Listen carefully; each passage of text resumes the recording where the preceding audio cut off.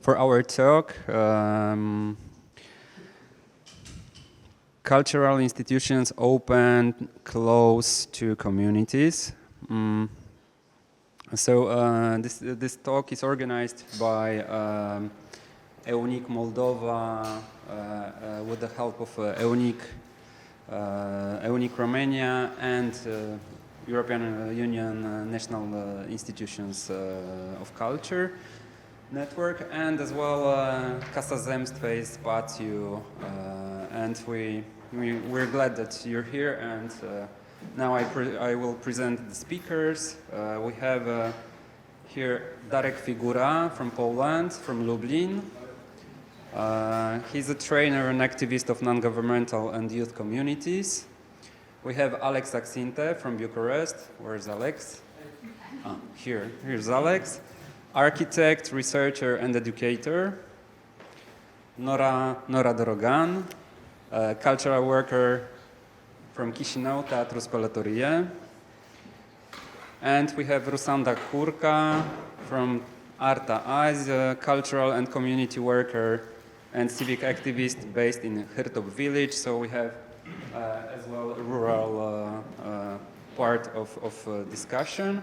And Vladimir Us, curator of Cultural Management Academy, artist, and curator as well, artistic curator based in Chișinău, Moldova. Founding member of Oberliht Young Artists Association. So I will give you the floor. I will give the floor to Vladimir at the beginning. I can introduce, hello everyone, bine ați venit, добро пожаловать. I will introduce the format. We will have presentations by our guests, and in the end we will have a discussion and you can address questions to everyone from the presenters. And Darek, we invite you first. See on the picture. Hey, hello. Is it working or not? Yeah, it's working, but it's not. It's working. Okay. Thank you. So, hello everybody. It's really nice to be here. And before I begin, I need to say that if I knew the context of this place, probably my presentation would look a little bit different, but not the first photo. This is photo my wife chose, and she sent me that, and she told me that okay, you need to either begin or end with this photo. And I'm mentioning this because when I came here today, I felt like home. It's just such a, I don't know, magical journey to the past, because this place, which is behind my back in the picture, this is called the Narnia House of Culture. It used to have a theme of the Narnia Chronicles, and it was made by my organization in cooperation with the other one, and I will tell about it later, but as I recall the last 10 or 15 years, I would say that a lot of my work and a lot of my experience was either experiencing and watching how the town of Lublin, eastern of Poland, transformed, or taking active part in these transformations. I divided my presentation into 4 topics. The first one will be about the old town of Lublin. The other one, and the first one is more just seeing how the city changed thanks to the culture. And mostly I was just a viewer, but then I had an opportunity to conduct one of the biggest festivals, the Night of Culture. And I was doing that while I was working for the workshops of culture. So that's the second topic. And the second one will be not only about the institution, but also about decision made by the town. And the last two topics are more connected to what I'm actually doing, because for each day I work as head of NGO for young people, so it's about that. So some pictures of Lublin from the 90s and let's say early 2000. The town was not so pretty, maybe not so crowded. I remember Lublin from the time when I was going there to high school, and my mom used to say that if you're going back from your school for the bus, just walk around the old town, because that's a dangerous place. There are like a lot of people who can harm you. It's not a safe place. And actually the fastest way was through the old town. So I used this way only during the daytime. I never went to the old town when it was dark. And it was I was in a high school in the year, from the year 2003 to 2005 or something about that. So it was not so long time ago. But then in the year 2008, something changed in the city. The change was that the cultural institutions and organizations, they invented idea of making a festival which was called the Night of Culture. The idea was quite simple, because they knew that they have a lot of artists. They have this abandoned old town which was not used by the people. So it's like a stage for the artists. So let's meet for one night. And because the night is something special, the night is like a carnival. During the night you don't see all the dirt, all the, let's say, buildings which are demolished, etc. So they started to think about this event as cultural manifestation of artists and activists of Lublin. And it started in 2008. And each year it gathered about from 100 to 200 artists, making about 300 events just for one night. So as you can see on this picture, it was really crowded. Everybody, maybe not for the first editions, but already on the second or the third one, there was a lot of people coming, not from abroad or from other cities, but just the citizens of Lublin, wondering, okay, how our city will look like for this one special night. And there was a research done after a few years, and a lot of citizens of Lublin says that if they live in the neighborhood, in the districts far away from the city center, they not usually come to the city center. But if they come for one day, it's this night of culture moment. So we had this art installation, we had musical stages on the streets, we had different installations.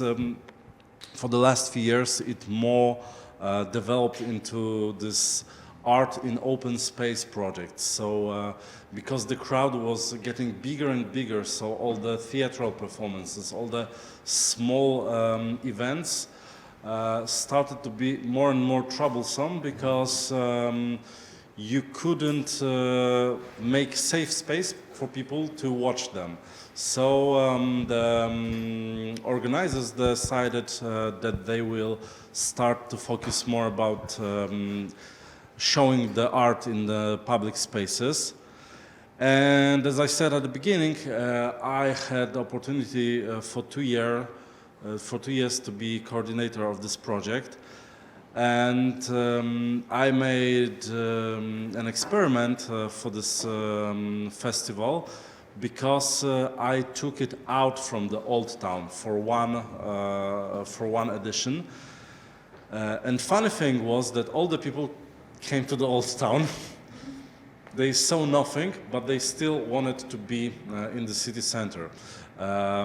But the other thing I had in my mind was that the old town in Lublin, in previous times and even now, is not comfortable for people with different kind of disabilities. So for me it was a really big problem when I was not coordinating but just watching the event, that there are a lot of people excluded from the event. So I made it around the old city on the roads, and I remember how emotionate I was when I saw the people on the wheelchairs taking part in this event. And unfortunately, I gave up working in this institution, and they gave up making this way of making this event. But I think that it's also about that for different times you need different tools. And for the first, let's say, 7 or 8 years of Night of Culture, you needed to gather a crowd of people and activists to show the other people that you want to invest in the city center, that it can look different, that it can be used in a different way. For example, this is from the other festival, it's the Magician's Carnival. If you just use light properly, you can make the space look just amazing. The other picture from this festival, it's a part of the festival called Urban Highline, and it's one of the few opportunities in the world to go slacklining in the city center. And also it's about gathering crowds or using traditional art to put it somewhere inside the city.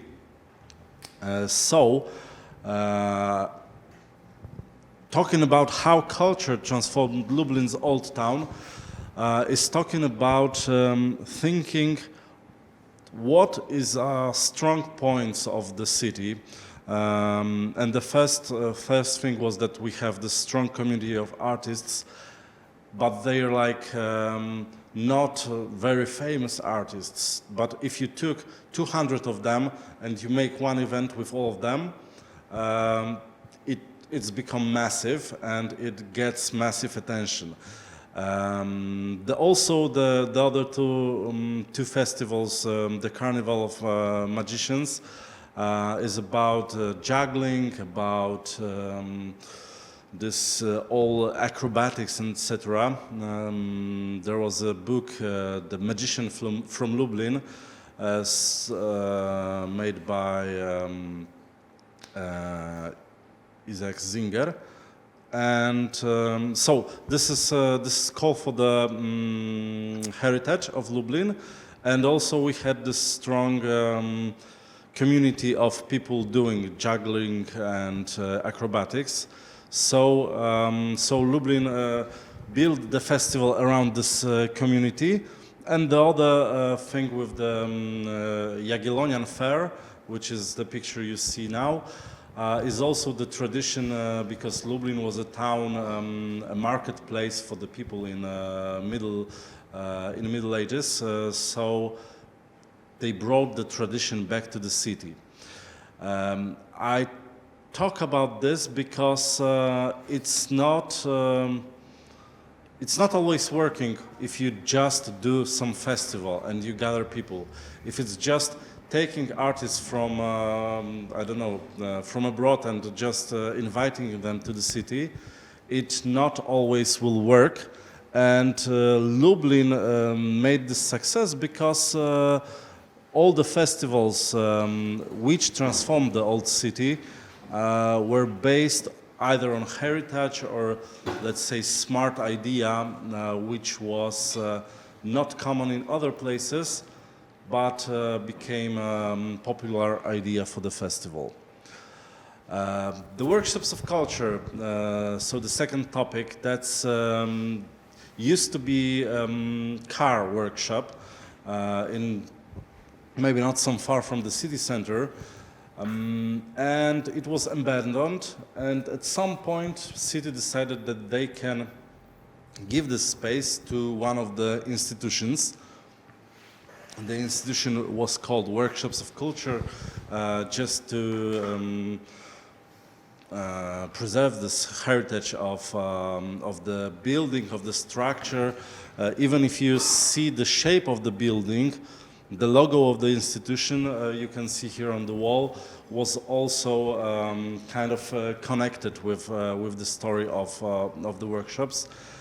And the institution was mainly created by the people who before created these festivals. So they created this movement of culture who kind of changed the old city of Lublin.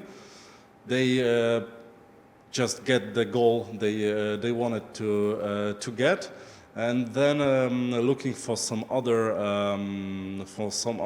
possibilities, they wanted to start work in one of the districts of Lublin and make this modern cultural institution.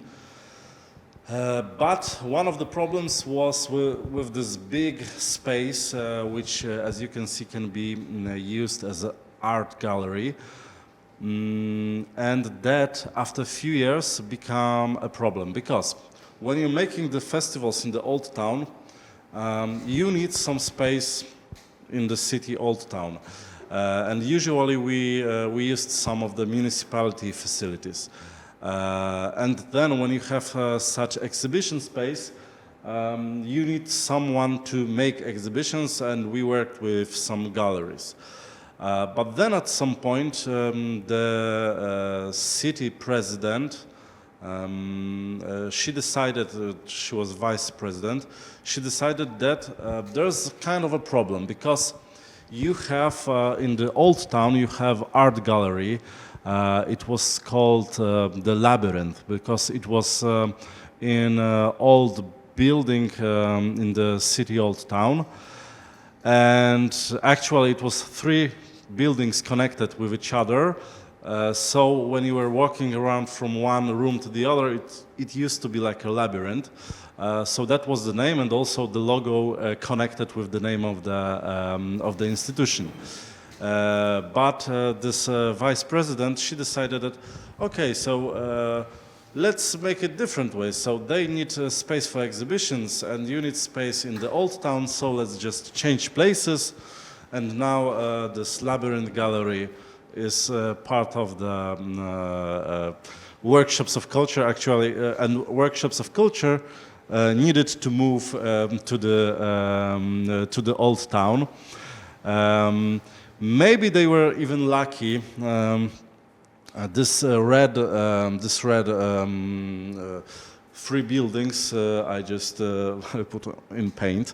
There were original labyrinth gallery, and the green one is the new building they received from the city, probably as a gift for their devotion to the municipality. But still, it's kind of funny, because you can see that they actually preserved the logo. So I gave this story here because both of those places had really strong connections about the place in which they were born. But from the point of view of the city, there was a really hard decision to switch the places of them. And everybody was angry, everybody felt bad about that. But after, let's say, 5 or more years, it turned out that it was a good decision. And sometimes I think that we need to take a bigger picture. Fortunately, this vice president, she's a kind of smart woman. She's now a director of a national museum in Lublin. So that was a good decision, but just sometimes think if you are in such a situation that not each decision of the municipality which makes you angry is always bad decision. Sometimes you need to think a little bit more. When we started these festivals and all this cultural movement in Lublin, we also had idea to participate in the contest for the European Capital of Culture for the year 2016. We didn't get the title, but the whole movement about the competition was so strong that a lot of NGOs and non-formal groups started to look for their own places. And by that time, the city didn't have any money or any places to give to the people. So that's the point in which, for example, we started this Narnia social house of culture or social cultural center. It was located in the building, in just a casual block, but the space was owned by the city, and the not so funny thing was that we needed to pay a lot of money to the city to use the space. And the city kind of supported us because when we wrote projects to get money, to get funds from the city, and we put the name Narnia in it, it was almost 100% dotation because they wanted to support us this way. But for us, it was hard situation because we couldn't spend the money for the rent. We could have this like 10% or 20%, I don't remember, of the budget of the project we can spend for the rent, but the rest was for the program. And the rent was so high that we needed to give away, let's say, half of the money we earned to cover the rent. This place was made by two organizations. One was my organization for the young people, and the other one was Association for the Science Fiction and Fantasy Fans. So it also was forged between two really different organizations. And today, when I was getting this tour about this place, I think that I envy you that you have this kind of cooperation here, because we were always like fighting with each other. Because this association was more for fun. Yeah, they were like fan of science fiction, etc. They wanted to play and to have fun. And we were more focused on working with our neighbors and etc. And after almost 3 years, we gave up this idea because after a few meetings, we just, by accident, me and my wife, we were heading back from Odessa. Our bus collapsed, and we just kind of take back in the middle of the night, and we saw that they were making a party, but we've decided with the neighbors that we won't make the whole night parties in this building. So after that incident, it started getting worse and worse and worse, and we've decided with the end of the year that we are withdrawing from this place. That caused that the city was upset, because they invested for this 3 years. They invested a lot of money in this place, and for them it was like, oh, why you can't get along with the other organization? What's the problem? Okay, maybe they did this party or something, but for us it was like a core thing that when we discussed the regulations with our neighbors, how it will work, what we want to do in this place, and etc. And we couldn't prevent the other organizations from breaking those rules. We decided that we need to split our ways, and for a few years it ended that we have really less money from the city, but I think that we get a bigger support from our community for staying like truthful for our ideas. The other places were Tektura and Cicha 4. These were like, if you were going to any of these buildings, you would feel like you are here in this Zemstwey, yes. In both of those cases, it was that those buildings were prepared to be demolished, and the owners, because they knew that they can't afford to build another building for the next few years, they agreed that these non-formal groups can use this place for as long as they don't start demolition for free. So it was really a really nice idea. In the other place here, in the Cicha 4, there was also a cafe which brings me memory of this queer cafe here. It was called the Love Cafe, and you paid for the coffee with anything, like I want to sing a song, or I want to, I don't know, clean the room, or anything you just contributed for the community. You could use the cafe. Also, the different way of getting space for your events. There was a couple who went, I think they went to Australia for a few years, and they gave their apartment to the other non-formal group. It was called Frutti di Mare. And now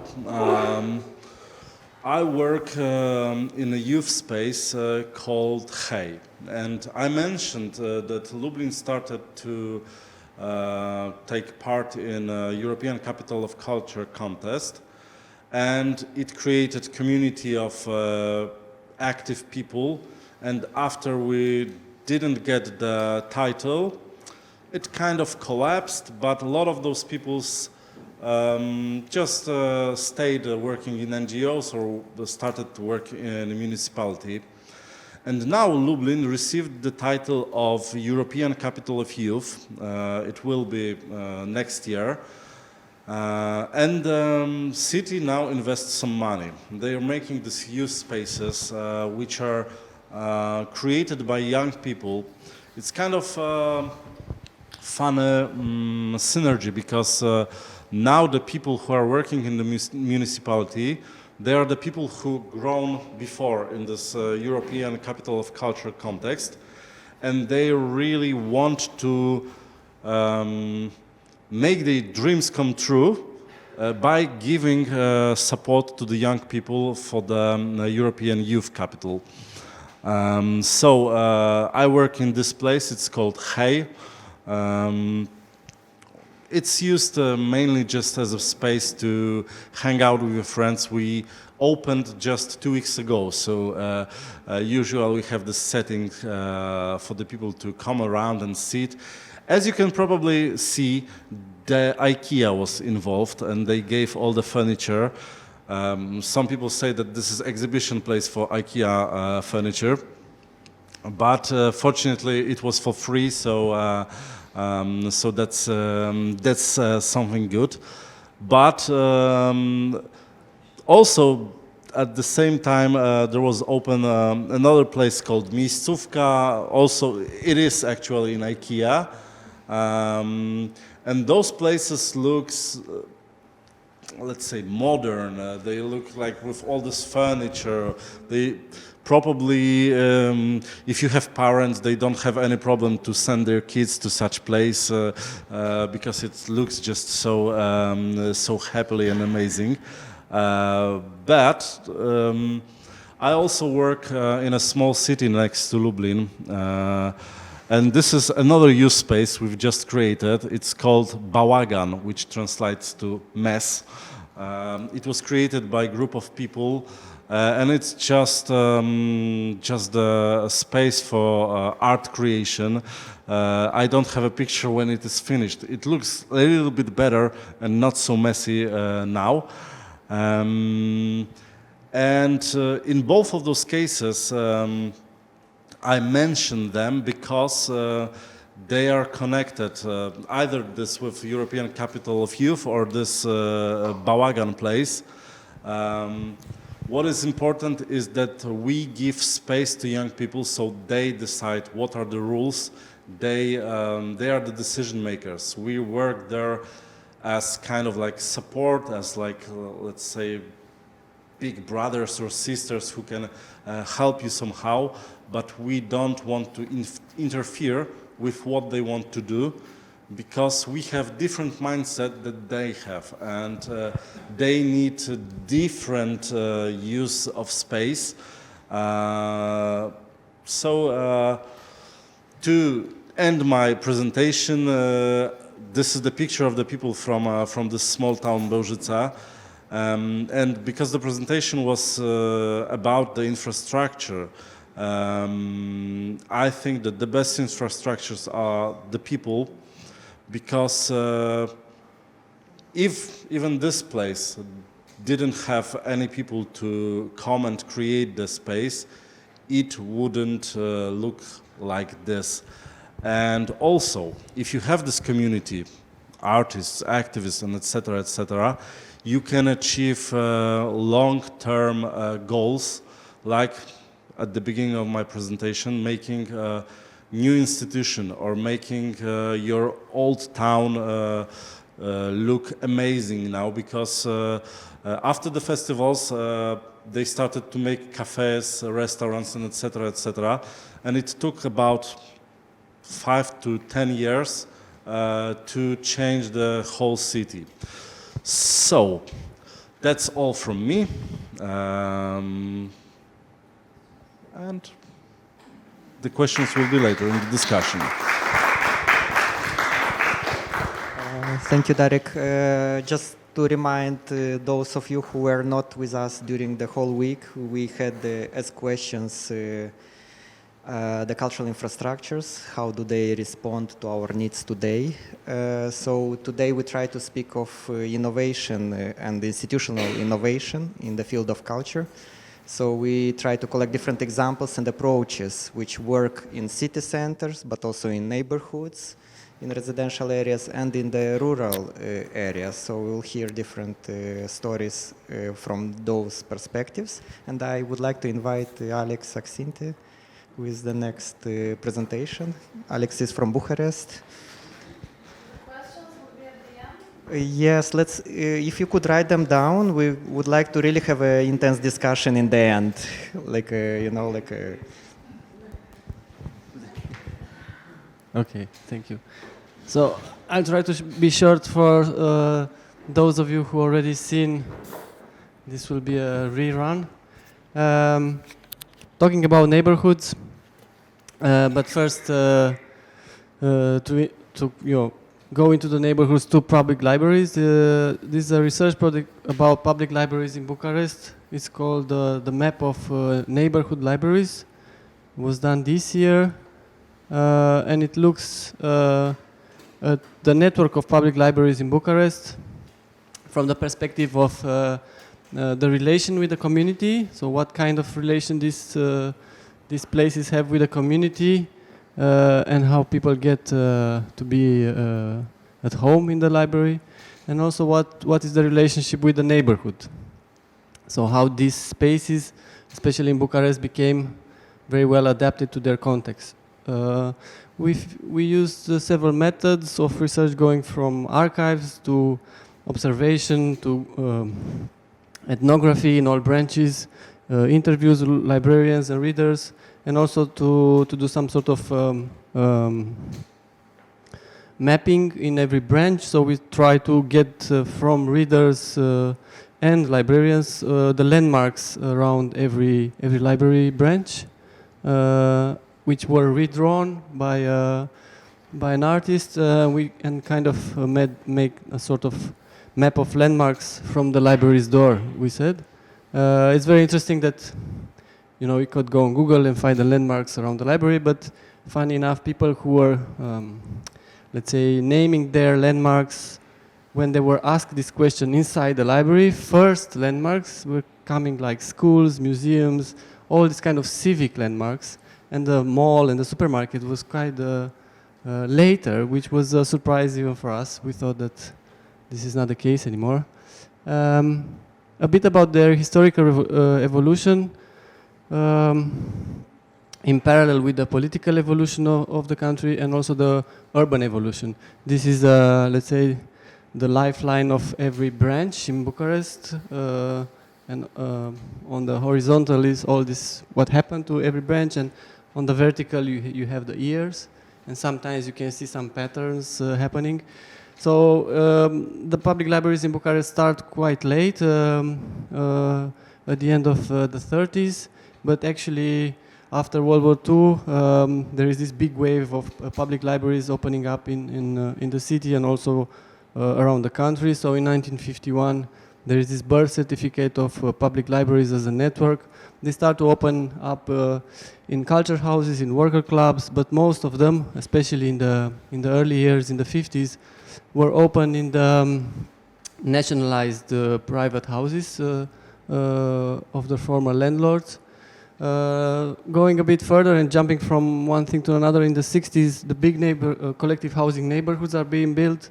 So huge, 200,000-300,000 inhabitant neighborhoods were constructed at the outskirts of the city, who were as well needing this kind of public infrastructure like libraries, but also have spaces for them. And a lot of the libraries from nationalized houses are moving to these blocks of flats. Okay, jumping again a few years, 1990s, the retrocession process. So a lot of these houses which were nationalized were give back to the former owners or their ancestors. So the public libraries lose about 30% of their spaces, especially in the inner centers, which became restaurants and banks again, like it was before 1950s. Also, all the, let's say, the complementary programs like bibliobuses or summer libraries in parks are cancelled. And we arrive in 2022 when we have like approximately 2/3 of the public libraries in Bucharest are located at the ground floor of collective housing neighborhoods. So you say their character is more a block type of library. Half of them, or more than half of them, have around 100 square meters, so they are very small. This is quite a big space for a public library in Bucharest.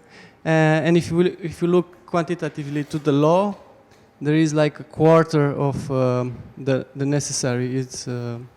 It's only a quarter of the space that's required by law. So we put the libraries on typologies depending on their space. I just look here about a few of them who were closed. I told you about these mobile buses which were cancelled, the spaces which were lost, and the summer libraries in parks which were closed. And this is the spaces that remain. You see big gaps of the city which are not under-serviced or not existing anymore. It's just a random, whoever managed to survived. So there is no good cover of the territory. A bit of the typologies, I'm just maybe name them. So we have a few of them who are still by a house, a house with a backyard with a dog, a tree, and stuff like that. Then you have still the modernistic buildings of the 1930s and 40s, which were nationalized, and at the ground floor there were stores, and some of them became public buildings. And also we have some buildings which are in parks. There is just one actually remaining, a building in a park. Or some of them which are in a commercial complex, this kind of socialist buildings which collect different types of commercial functions. There is still the mobile library, a program which is not so developed like the one in the 70s, which use a trailer that we designed several years ago, which kind of tries to let's say, recollect this idea of a traveling library through the neighborhoods which were underserviced by branches. And of course, we have this typology by the block, so 2/3 of them are still there, and they are quite spread around and outside of the city center, which is where they are most needed actually. It's interesting enough that half of them are placed in this kind of external small buildings in front of the collective housing building, which was using a type of hotel. So you have a hotel, and in front you have the reception, and this was reused and made like a typology of building. And in these receptions you have, you know, laundry and stores, and in socialist times, or libraries. So the research was also looking at the libraries in a qualitative way, discovering some stuff that it's still in their mission. If we look on their website, we still find they should be a democratic space, a social tool, trying to mitigate growing inequalities, and, you know, to be help in need for some categories. But still, we discover some stuff that it's not, you know, in their let's say, job to be creating a community around libraries, to have a group of library friends that are taking care of the library, especially when the libraries are having difficulties because they are underfinanced throughout their history. So they become some sort of implicit community center in the context where these community centers are mostly lacking. If we go a bit towards the project, in the context of the project, it's in one of these collective housing neighborhoods. It's called Drumul Taberii, which was planned as a modernistic new town in the outskirts of the city. Back then, when the housing was a right, not really as a merit that we have today. Nevertheless, it was a sort of attempt to build utopia, a scientific urbanism that tried to, you know, solve everything to some sort of formulas. Of course, that now we know that it failed, but still it has a tremendous qualities that we still feeling today. So it's more an equitable type of living than whatever was built before and after this type of neighborhoods. A bit about this neighborhood, it's interesting enough that for us was good to know where we work, so we know a bit about the neighborhood, so that's why I'm showing this, some of these results. It's quite a middle class, even middle upper class type of socialist neighborhoods. It's a well-do type of neighborhoods, where a lot of owners were, so the socialist state sold, was a period of selling the apartments, which had a very generous planning from the beginning, starting with public equipment, but nevertheless, not all the public equipments were built according to the plan, and especially the spaces between the buildings were not really finished. So this kind of utopian planning was failed at the end, but still that was a chance for the inhabitants to step in and to start to, you know, transform, take care, and manage these spaces, because they had the skills, they had the need. So this kind of, in this way, they started to appropriate their neighborhood and making it as a neighborhood, because before it was just a district. So, Open Garage, the Garaj Deschis, is a project space based on research. So it was triggered by the need to have some sort of field work for my PhD research, which in the pandemic time was, you know, working with libraries. Libraries were closed, so I tried to invent an informal library and take some inspiration for this precedents, which I like to call, you know, memories from the future. So there are things that happened in the past in the library program, but I think they will work very well also now. So the mobile libraries, the summer libraries, which were some sort of pavilions in parks, which were fed with books only during the summer.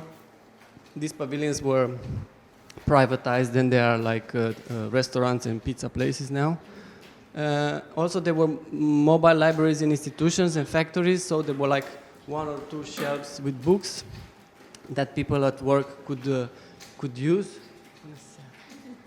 And what was also very interesting for the project we have was the home library. So you could have a package of books at your home and start to distribute them on your street or on your flat. So it was like one fixed branch could have up to 20 home libraries. And it was run through the Women Association from factories mostly, but also retired teachers or older writers could become home librarians. The garage was a space which was transformed by the owner in the early 90s to become a shop or a handmade shop or tailor, plant shop. So it's not really like the next door garage. And it has a toilet, which makes it very useful to have all sorts of activities. So I don't have to go to the toilet of the food market, so I can stay in the space. And how I started was just to bring some books from home, from my kids, and put them in front of the garage and start to provoke this exchange with the neighbors, and slowly trying to engage and become part of the network of neighbors. It was very basic. I didn't know what to expect. It was just a test, which I keep doing and doing, especially in the pandemic. Nobody really know what to do, so it was not really a project. Later, these things picked up, so neighbors started to borrow books, exchange, donated more books. Also, I wrote to some publisher house who donated new books. Other writers who were neighbors donated books. So this grew, and it had a lot of new books, which kids were very eager to have. Especially the garage is in their way from school. When the kids were coming at the garage, we started to do a lot of workshops inside and outside of the garage, workshops about nature, about the neighborhood. So it was different types of tries, like kind of leaving the program quite open. So what didn't work, we stopped doing. What worked, we repeat. Because the garage is quite small, it also has a toilet, which makes it even smaller, so the space is quite crowded. Also, it's very close to apartments, and this kind of happy neighborhood that all neighbors are friends is not the case. Conflict is the other side of the coin every time. So I just give this example in the morning as well. So we have one of the mothers who all the time when it comes to the workshops with her kid brings some cookies. But if we are more kids outside of the garage, there is another neighbor who throws water on us. This is how, this happens to me when I was kid. It happens now. So we need to go a bit further. We go into the playground, which is near the garage. And also a lot of more kids can participate in these workshops. So in this way, we kind of use the garage more as a base than as a space itself. Then we can use much more complex things than the tables you saw. This is the trailer that we produced, and you saw it in the mobile example of libraries.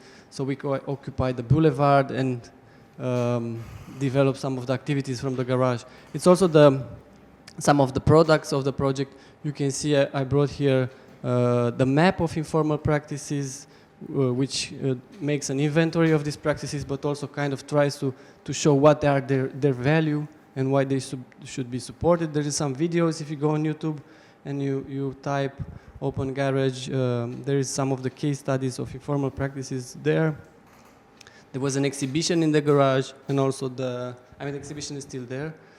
And also some of the students' works, which work around the garage in their school project, is there. So this is the exhibition, which deals a lot with memory of this neighborhood, especially this neighborhood supposed to have no memory. Only the city center has memory, and especially old history.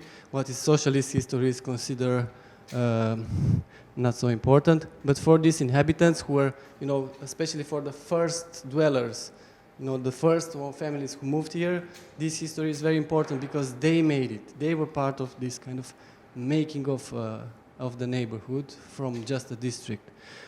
Okay, some of the conclusions which come from the research but also from the activation, we found that it's a high level of attachment and care of the citizens for their neighborhood. And this comes from this historical perspective, like you have a neighborhood with a lot of space that allowed you to cover and work with it and put some sort of actions and activities in it.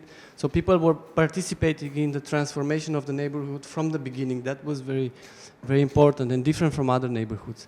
And this is manifested through this kind of informal practices, like you have this gardening that happened. This is a picture from the 80s. When it was this kind of peak of informal gardening, it was also a food shortage. People were kind of planting edibles and all this kind of stuff. So but do they burn vegetables? in the 80s, not now. Yeah, it's forbidden. 80s. Yeah, they used to. I know. No, now it's not. I mean, now it's only parking here and the church. But it's funny because here it was this kind of the school were having a field where you can plant special plants, and the neighbors were planting. So it was this kind of mix between institutional and informal, edible city. Also, the garage is this kind of informal practice which is very special in the neighborhood. Going by the garage is a way of participating in the neighborhood, to the community, so being seen, doing all these kind of activities, repairing, playing. There are all people doing this kind of crosswords in front of the garage, and they say hi and so on. So when I'm missing, I'm away for 1 or 2 weeks, people are saying, I haven't seen you by the garage. Like, it's a way of, taking a small ritual, becoming part of the neighborhood. And I discovered this after 2 years of more or less implicit observation, that these garages or gardens or other animal shelters, for example, there are quite a lot. There are some sort of relational devices between neighbors, so they kind of help to create a network among them and to found trigger some sort of community. And this is the last slide, and I finish.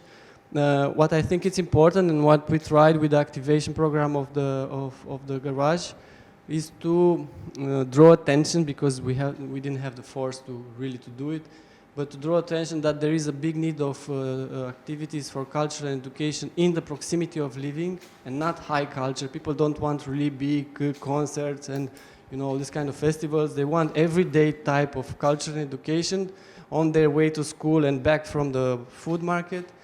And type of education and culture that they can participate, that they can have a say, that it's not really just they become an audience. So in this way, the garage can be just, I say this a bit with a sadness, just a pilot project for a community equipment, but which is not, if it's not supported by administration and authorities, it will end. So it'll be just a research project with a physical shape, but that would be maybe the last year to have it.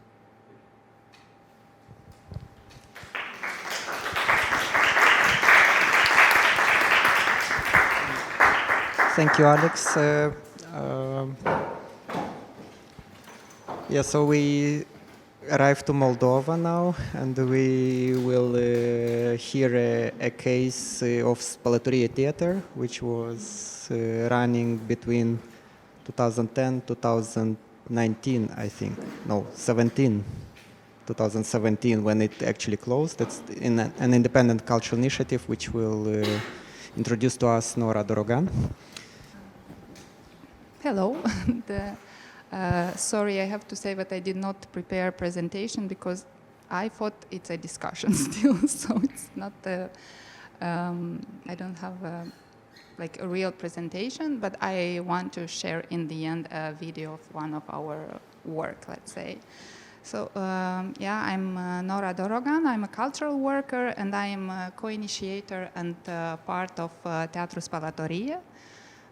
Teatru Spălătorie is an independent political theater collective from Chișinău. Spălătorie means laundry or wash house, and the name comes from the fact that we, in 2010, when we started, we were renting a venue in the basement of a wash house that was on Eminescu 72 Street. Now, today, if you walk by that street, you will see quite luxurious apartment building.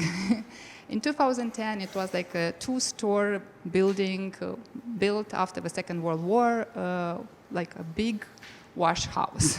So we were there, and actually the venue was like consisted in two venues. One we used for the rehearsing and for performance, and the other one was a bar, because this was the only way to support ourselves. I mean, to run a bar and pay the rent. Not ourselves, to pay the rent, actually.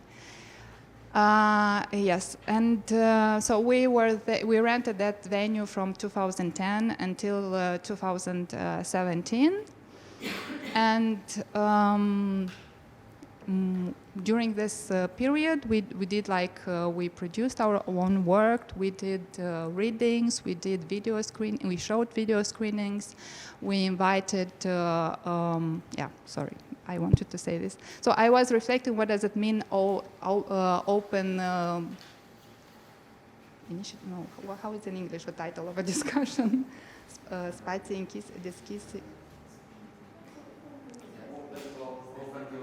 Open close, yeah. Sorry, so I forgot the name in English. What is it? What means for, or what meant for Teatru Spălătorie means for Teatru Spălătorie open? So one level was the fact that we are an initiative. We had this venue. So first of all, it meant to be open for the local, not to use for ourselves, but to share this space with the local scene, with local artists, with local initiatives. And not only cultural initiatives. So through the years, we invited local artists to present their work. We encouraged them to produce new works. We cooperated with initiatives like Oberlicht, like the Center for Contemporary Arts, like Arta Azi. So this was one aspect that for us was very important, that to understand that to have a space, to have a venue, it's like also, I think you heard all this day, during these days, that even today, 10 years later, we still don't have spaces, venues for the independent scene. And so while we had this venue from 2010 until 2017, we were producing our own works. We were doing readings, performances. We were initiated artist talks. We hosted film festivals. We hosted discussions. We invited international artists. We invited guest performances, and we worked very close with the Romanian independent scene. And another aspect of being open for us was we live in Moldova. Chișinău is a society of two language. It's people who speak Romanian and Russian, and for us was important to create a space to create where both communities can come together.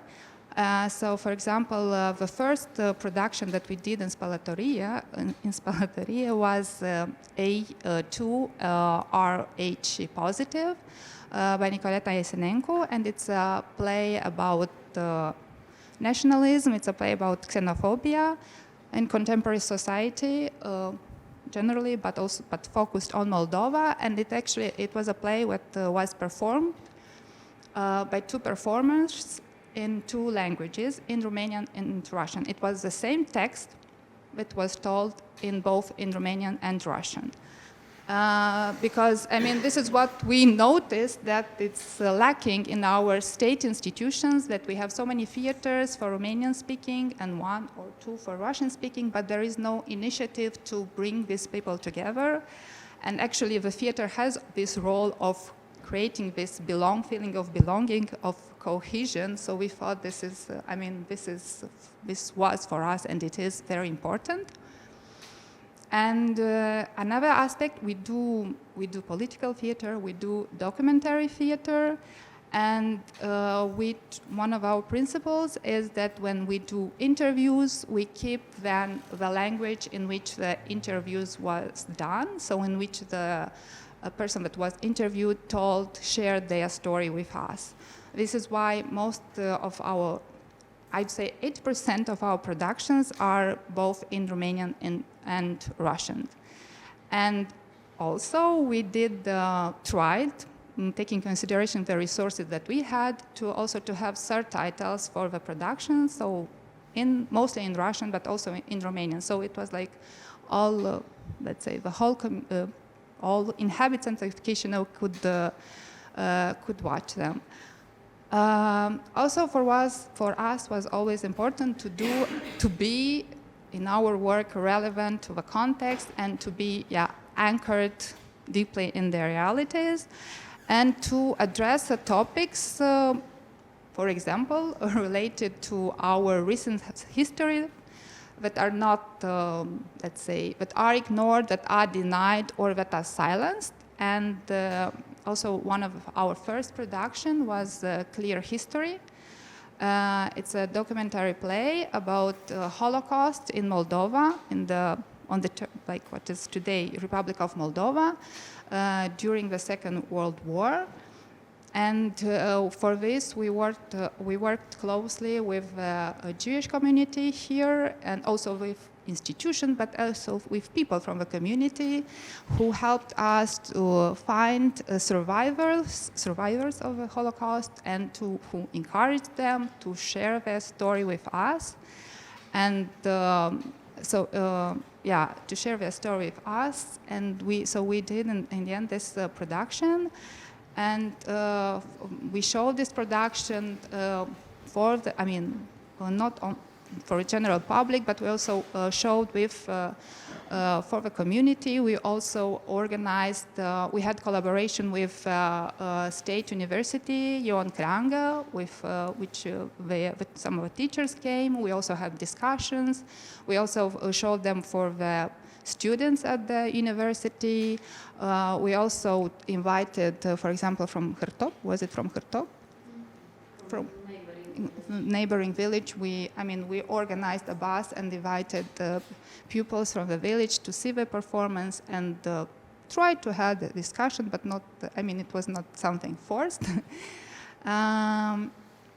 Yes, but also because we had this place our own, let's say. One important aspect was the fact that the public, the audience, after the play, they could stay, and they used to stay in the bar, have a drink, and have this communication about the performance, and it was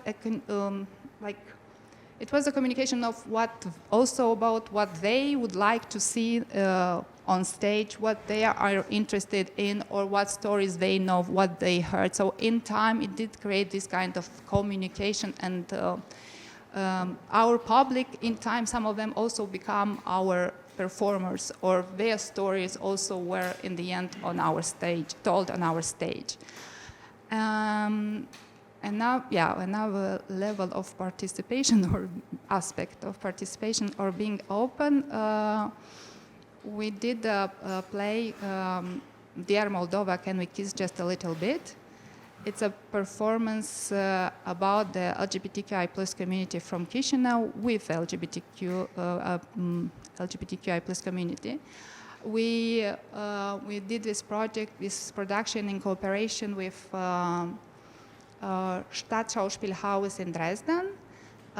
They have this they have this project called Bürgerbühne, which it means the stage of a citizen. So they do production where they invite the citizens of Dresden to participate in different. We, for example, saw a production about the punk community in Dresden, or a production about there were 14 women on stage telling their stories. And so we invited one of the directors from Staatsschauspielhaus Dresden to work with us on this production. So, dear Moldova, can we please just a little bit tell the stories of 5 members of a community, but also of relatives of a community on stage. They share their fears, their joys too. Actually, it's like there is also a couple of gay guy who tell how they found out, the process of accepting, but in the end actually of respecting and admiring their son for who he is. And in the play, during the play, with performers cook. They make a borscht. And at the end of a performance, they invite the public to eat together, to share the borscht, and it worked really good.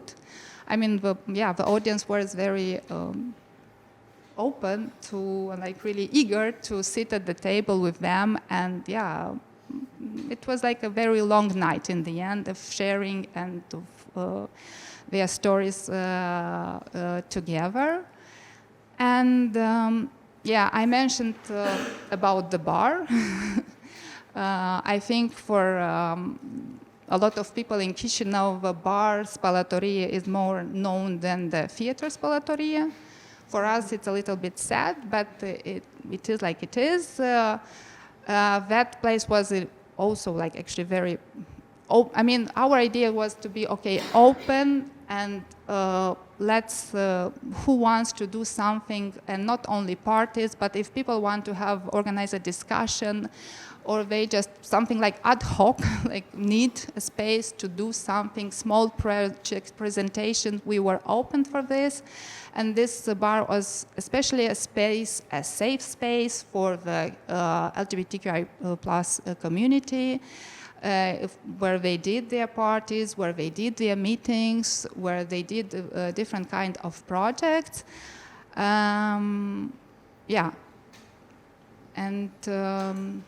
I don't know, another project that I also think Chișinău people liked very much was Compot, that we did in outside our venue, that we did at Flat Space. If Vlad, will you talk about Flat Space?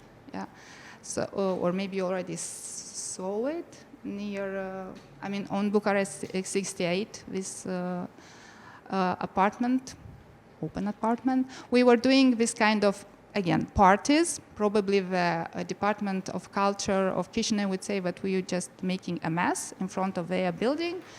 But we were actually reclaiming the public space, and we were, again, inviting people not so much for partying, but for communication and for sharing with us or between them their practices. I mean, all kind of small activities were done while we were there partying.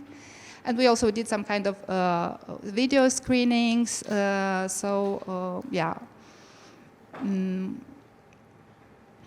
In 2017, we decided to give up on the space, on the venue, because we understood that most of our time and effort goes on maintaining the venue, on taking care of the bar, and it's less and less time and energy we have left for doing our productions. So we closed down the bar, the venue, but not the initiative. We're still working, we're still producing plays. But now we produce and show our plays more in Germany than in Moldova, unfortunately. But when in the year when, so we closed in 2017, and the first project that we did after it was My Queer Chișinău. We invited the Swedish artist Sam Hultin to Chișinău to do a workshop with LGBTQI plus community, where they were invited to share their stories, personal stories related to the city of Chișinău, and then to make a tour for Chișinău with these points on the map of Chișinău, where the community itself would tell these stories on the spot. So in the end, now we have we made an audio guide that you can listen and walk by yourself through the city and listen to those stories. And the audio guide, it's in Russian and Romanian and also in English. And I brought some maps there. It's more information about the project. But also I have this. It's unfortunately only in Russian and Romanian, but maybe you can understand from the atmosphere also more about how this happened, the walk through the city.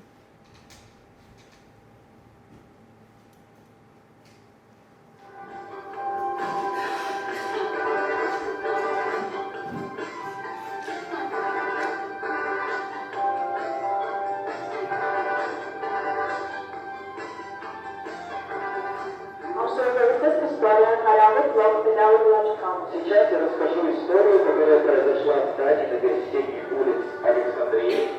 Эта история произошла на Кишиневском железнодорожном вокзале. Această istorie a fost mai la mare, despre 1972.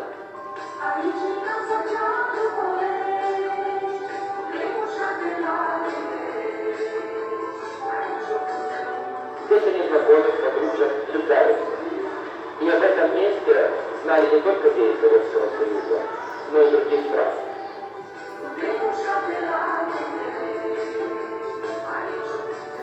Intrând în toaleta de la locul consumului, am văzut pe pereți mai multe notițe și desene care mi-au atras atenția. Мне было 12, и я не знала, что такое страх. Я пришел, узнавая, кто я такая. Меня водили к директору, звонили моим родителям и говорили, что мое поведение является неподобающим.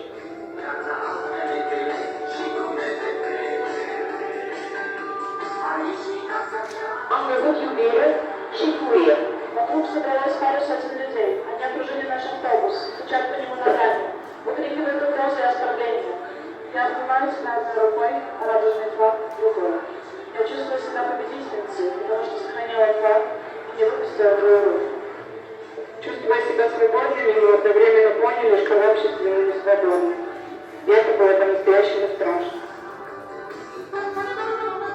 A fost situație când unele organizații s-au retras din coaliție din frică de a fi asociați cu LGBT. Totuși, abia în 2013 a fost posibil să fie organizat un adevărat marș Pride în cadrul festivalului Moldova.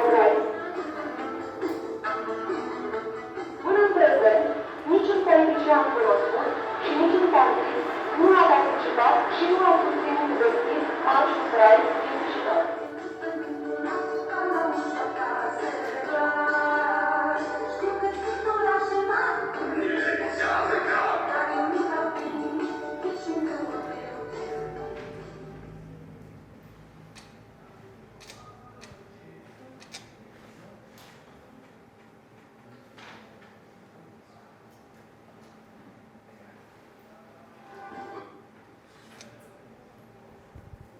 That's it.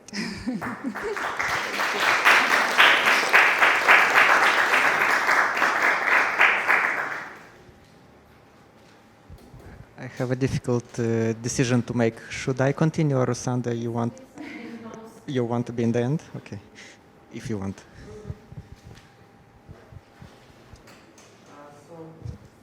Hello, my name is Vladimir Us. I work as curator, culture manager in Oberliht Association. I will try to introduce you shortly a project we did in Chișinău called Kiosk Project, which materialized in a replica of a Soviet flat, open flat, installed on Bucharest 68th Street. Some of you saw the space.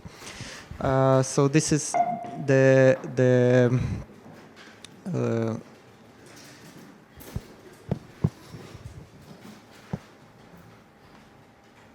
this is the origins of the project. We had a huge network of commercial kiosks on every street in Chișinău, which basically conquered the space of the city, and it was one form of commercialization of public space. And the idea was to use this model and to propose a cultural space based on this logic. We collaborated with Stefan Rusu, who is himself an artist, curator, video maker, who proposed initially to integrate the project into a bus stop. So this is the first version of a flat space with a TV, kind of sending messages to people who are waiting for a bus, like those. Usually in that year you could wait half an hour on a bus stop because the bus would never come, so a lot of free time. Then the final version of the project became a replica of a Soviet flat, which is representative for our city. Most of the inhabitants live in blocks of flats, which were built in the 50s, starting after Second World War, basically, when the city extended and tripled its population in a very short time. There are a few references that Stefan was sending with this project. One is the standards of socialist society. So he was referencing to those 8 square meters which each of us were supposed to receive from Soviet state as a living space, and this is like a way to democratize the living space. Everyone has access, and the minimum would be 8 square meters. So the space is really small. It's like a very small space. The other reference which Stefan had was the tradition of organizing exhibitions in your homes, in apartments, which in Soviet time was existing since a lot of artists who were censored by the state were not allowed to be exhibiting their works in official spaces, so they would show their works at home. So this is one way to remind us that there was this tradition. And basically, he proposed to reinvent it in this format. So the idea was to create a space which will be supporting, which wouldn't be just a sculpture, like an aesthetical object which you just watch, but which would be a functional space that could be used by local cultural community, by the independent cultural sector, members of it, since we as organizations, we didn't have any space in that period of time, so we decided basically to build it ourselves. And probably the flat space is here what you can see is the functions, the distribution of functions in the flat. Probably the flat space was one of the first spaces that was built after '91 for the cultural use, I mean. So we produced it on a local factory street called Uzinilor Street with using this technology of prefabricated blocks of flats, in a way reproducing the same patterns how the blocks of flats are being were built, and in partnership with the cultural department of the city, we put it right in front of it.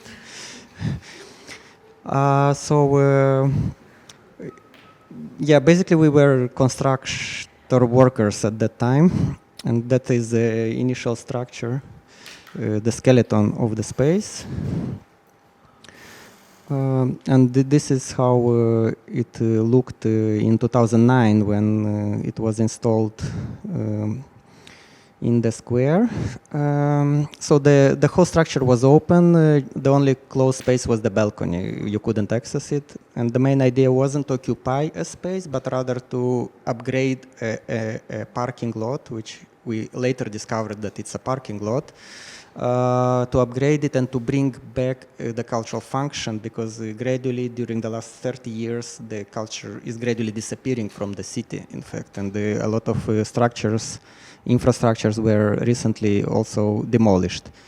Yeah, we use these glass windows, this transparency of new times and democracy and so on. So the material part also communicates some kind of messages, while the concrete is referencing to the tradition of building flats. I mean, the flat thing is quite deep in the sense that it the whole Soviet state used the flat system to control how people develop as a society, how they work, where they live, on which factory they are supposed to work, because flats were kind of accompanying all the development phases of during Soviet Union, where you have a factory, you build like a new city, basically, and you accommodate people in it. Yeah, so I mean, this is more about the scale.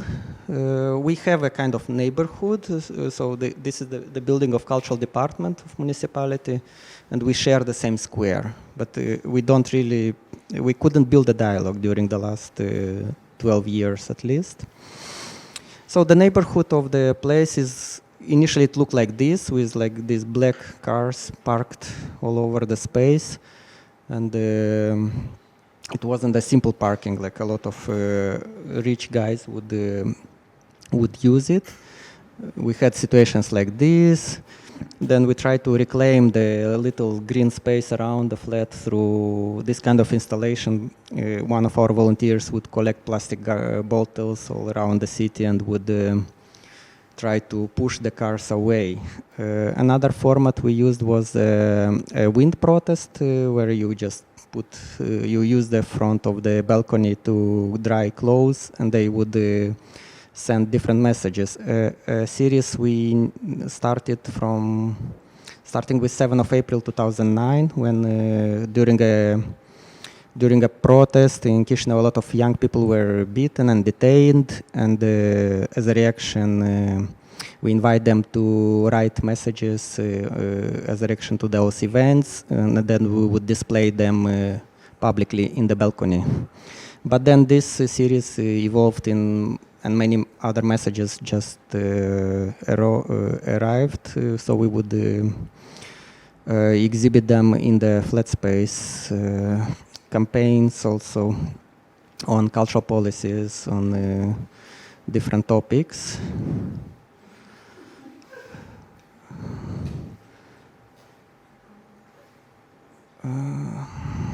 And also artists from abroad contributing. After Cold War, global warming,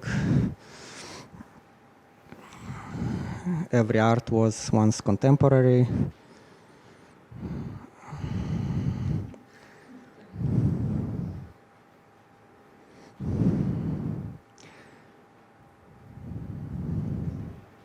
So this was one format.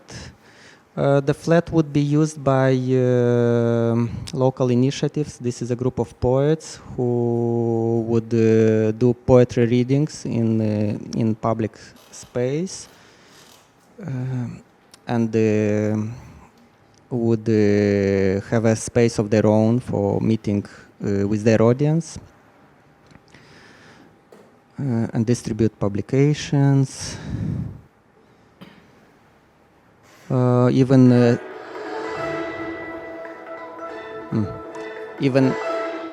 a soup would be cooked.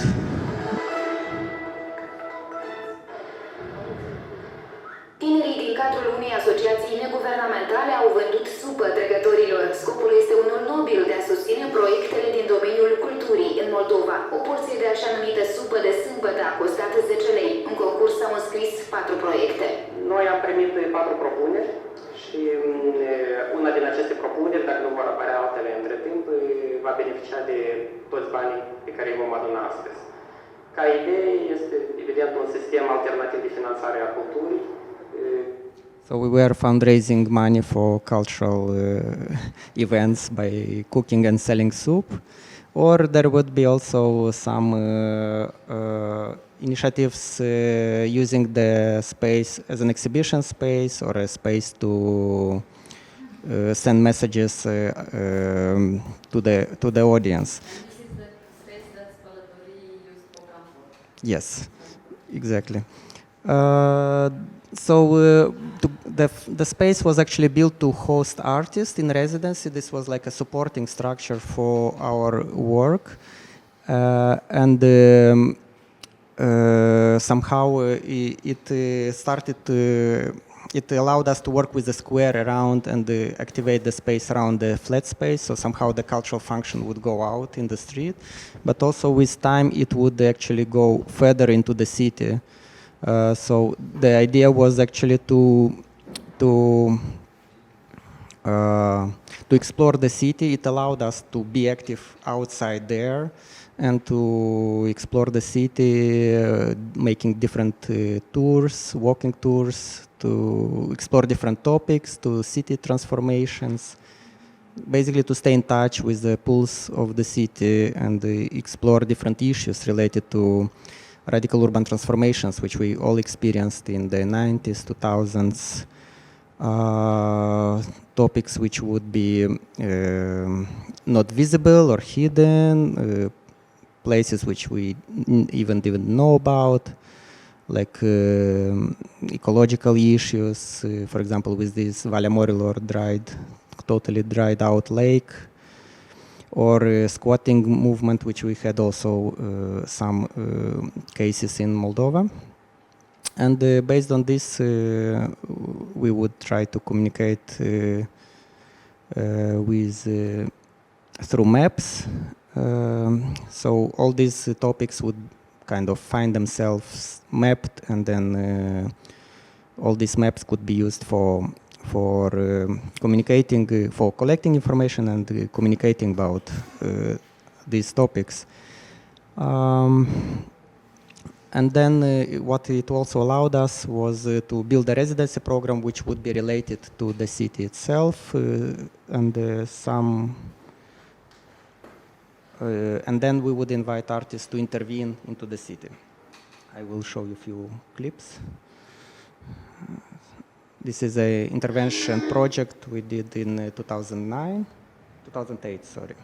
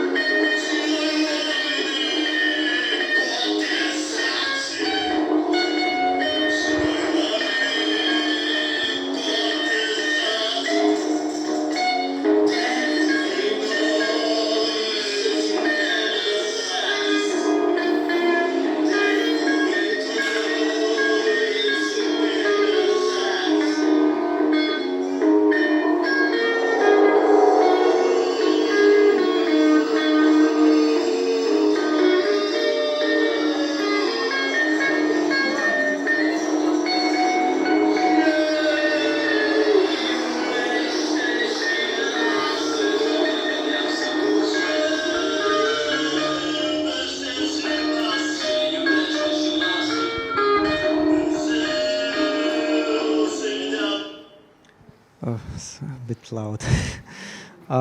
Yeah, so this was 2009 with artists exploring different places in the city and intervening into them. This was an intervention also at Flat Space, which closed the parking for one day, and cars couldn't park during that day. These are city employees going to work. A fountain city being built in an empty fountain. We have a lot of these places in transition. Another map which was used by poets to collect texts and then write poetry based on texts collected from city spaces. So it's like a literary work which was produced based on, and maybe another performance by a Slovak artist related to commercialization of city. Michal Holi.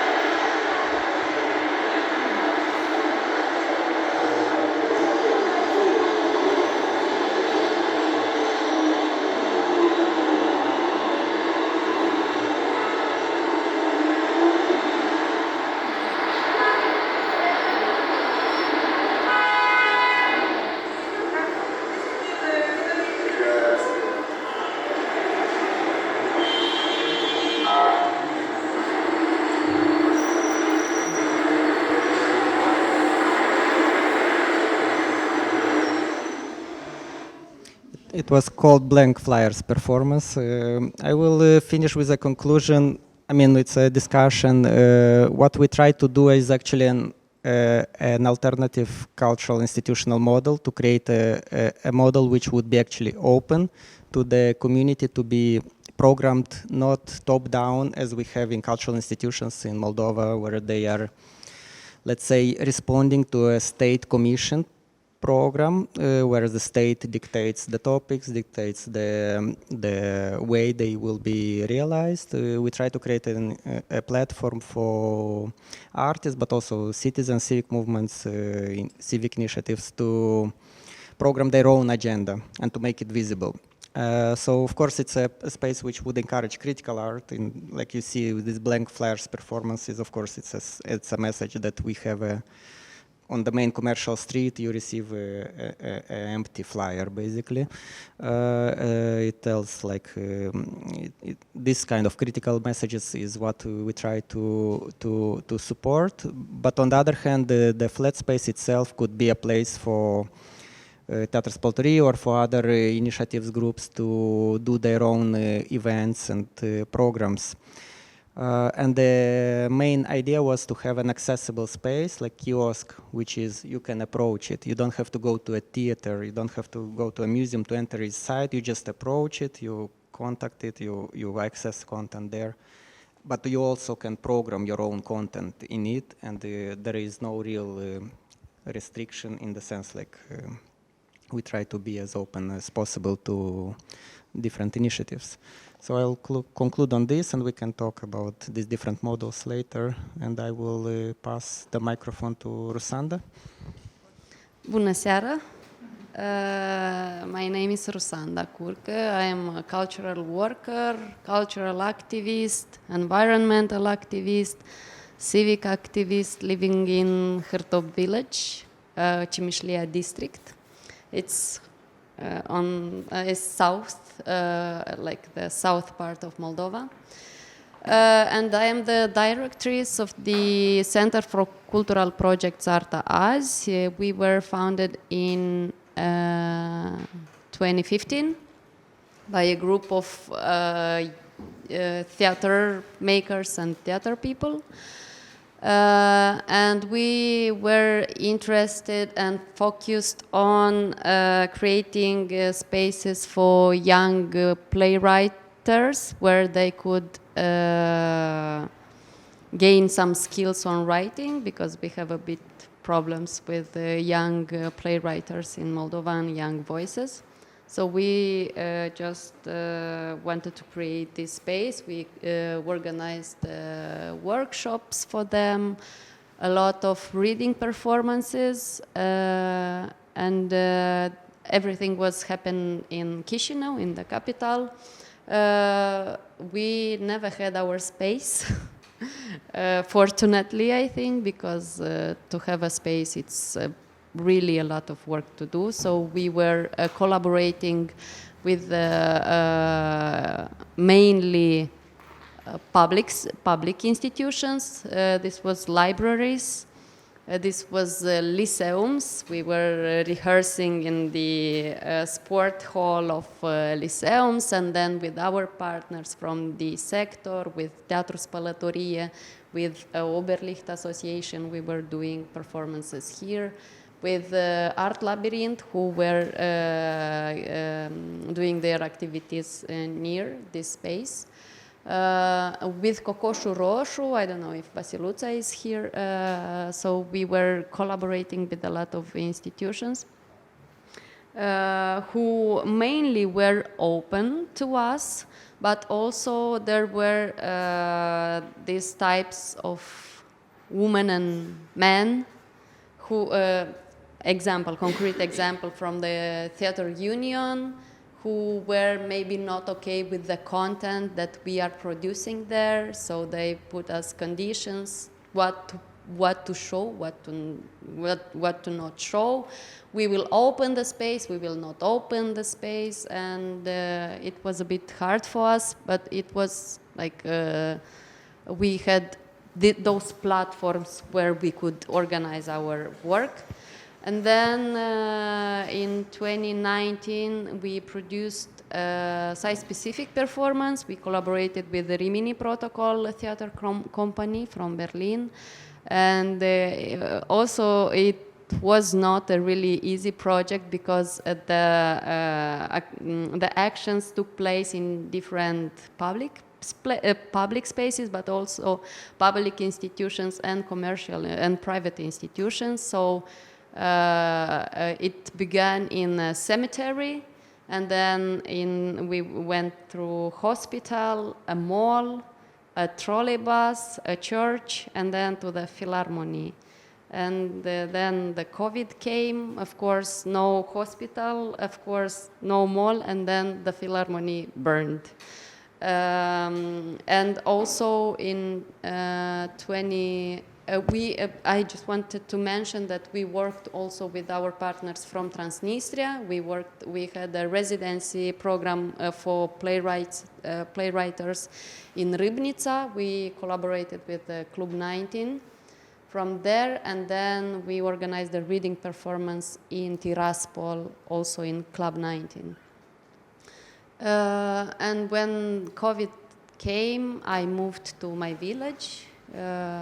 Because I don't like the city, but also because I am from the village. I lived here 10 years, and then I decided to move there and to do some activities. I was afraid actually to go back in my village and to do something there, because like Jesus, when he went back to his community, he couldn't do any minune, any wonders, because nobody believed him, and he said, "Oh, you are Jesus, the son of Maria and the sister of."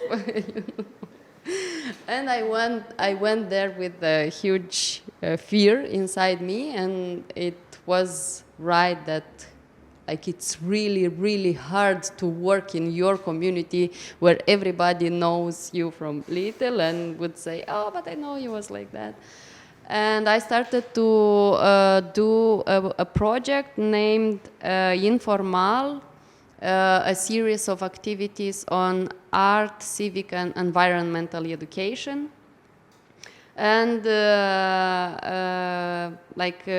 made a partnership with the school from the village, and something the directress something didn't like in me, that why you think you are the smartest, and she banned all the activities that I wanted to do there. So this is about open institutions like these schools, because I don't know how it's in your villages, cities, but in our countryside, every director is the owner of the place of this public institution. So when you will go to a school, they will say, "You will never come to my school." And okay, it's not your school, it's our school. So I had this unhappy situation with this institution. And then I decided to work with the Culture House, but again, because of my environmental activism and my civic engagement, and I was talking about the problems of the village the mayor didn't like, and I really had hard times to organize the activities in the culture houses. It was COVID, and we decided to organize the activities in the families where there are fewer people, like 6, 7 people outside. We invited the artists, and they worked with the family. They were, I think, a family with 10 kids, and they were outside. They were painting, and I like had a, I don't know how to say, illuminare, and I just decided that this is the format that you can, in which you can do the activities now in COVID times. And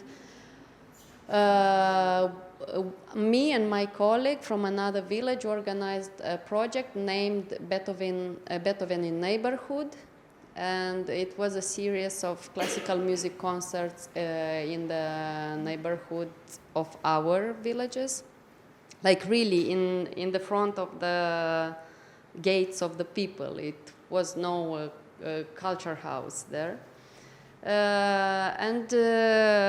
Next year we decided to organize more activities, art activities in our villages, and where we also found another partner in another village. So we were at the first edition 5 villages, and again, workshops for kids on painting, on ceramics, on țesut, something traditional, sewing, cinema nights, theater productions, presentation in the villages, but also we started to collaborate with the culture houses, with the libraries, and with the cantină socială, social canteen. Yes, we were organizing activities in social canteens from these villages. And there are, me, I am myself like an activist, and then my colleague Marcela also was an activist. And in Bulboaca village, for example, the mayor said, no, you will not do the activities in the school. In Bulboaca, they don't have culture of houses. Usually, we have around 1,200 culture houses in Moldova. Half of them are in a bad situation. Yes, the roof is, or more of them, but there are some public institutions where you could do, and these are the libraries. I think in every village, the library is working, but in those villages where we couldn't do in public spaces, in public institutions, we were doing outside the activities. And Bulboaca, I think, is the single village from the project that we are doing the activities in a private place. They did a civic private partnership with a place, and they are renting for free. They are using it for free.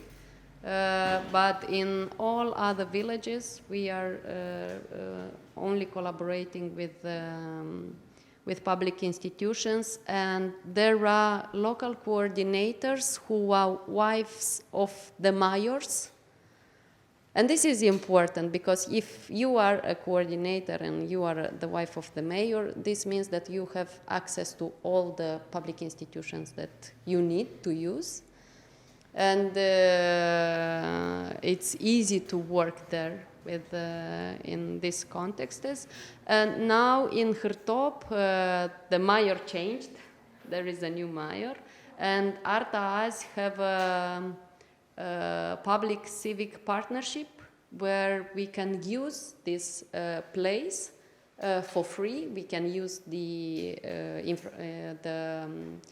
chairs and the equipment if we need. And some of you will be there tomorrow in Hîrtop.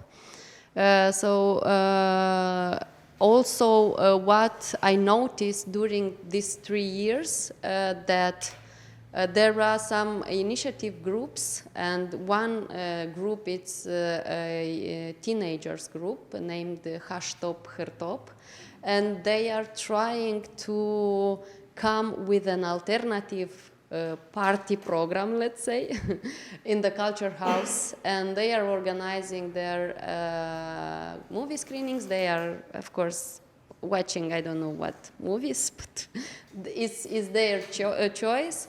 They are organizing soiree and parties. They are putting their music that they like, and they are trying to, I don't know if they are not saying, but they are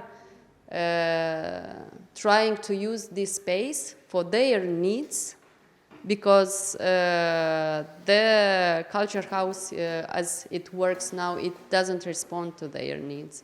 And then we are coming with Arta Azi and our project and responding to the needs of kids that need maybe to paint or to do something to enjoy.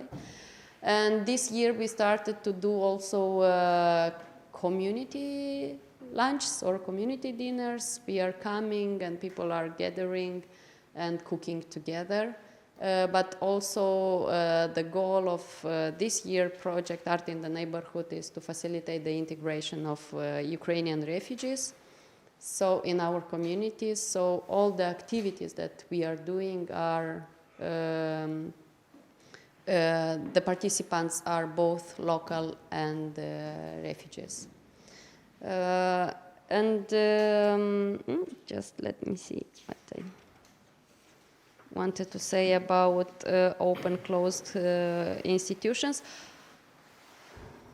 It's a challenge to come to the culture houses directors and to local authorities to say them to support you. And Alex said that it's important for local authorities to involve and to support if you want to have at least some sustainability, because, okay, I did last year some fundraising, I did this year some fundraising, I don't know if I will do next year or the next year.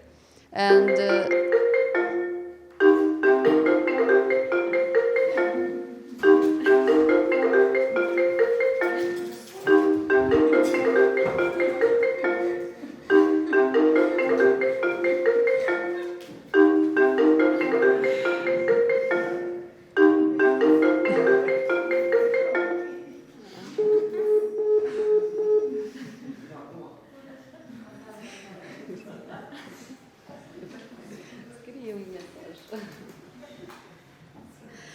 so there are happy cases. We have now 3 village halls that are supporting our activities with money, not only with spaces. And next year we will have 5 villages halls who will support art in the neighborhood. And like my vision in the future is that they will be able to implement this model by themselves, like without us, only maybe asking us, you could recommend some artist or, I don't know, some ideas. But I think that this is the way that they should work now, and to propose a diverse program for all categories in the village, not only for lovers of traditional something, because now the culture, almost all culture houses, they are producing some, they are not producing, they are working on preserving, conserving tradition, and this is all. So this is my story. tomorrow I will have a presentation with photos. Today I didn't manage to do it. But I want to show you this wonderful movie that we did last year about art in the neighborhood.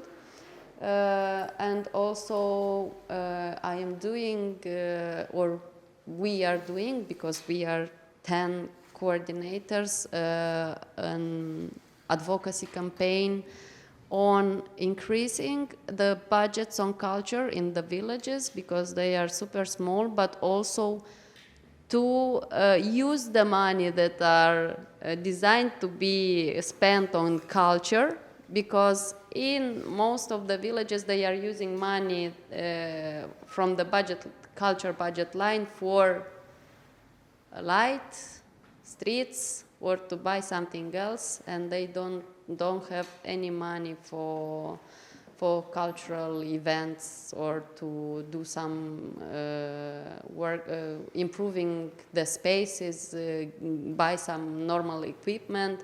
Now I was called by my colleague from a village, and she said, Rusanda, we don't have a projector and we don't have speakers. What to do? Because they have a screening of a movie soon, and like, you are a culture house, you know, of a village, and you don't have this equipment.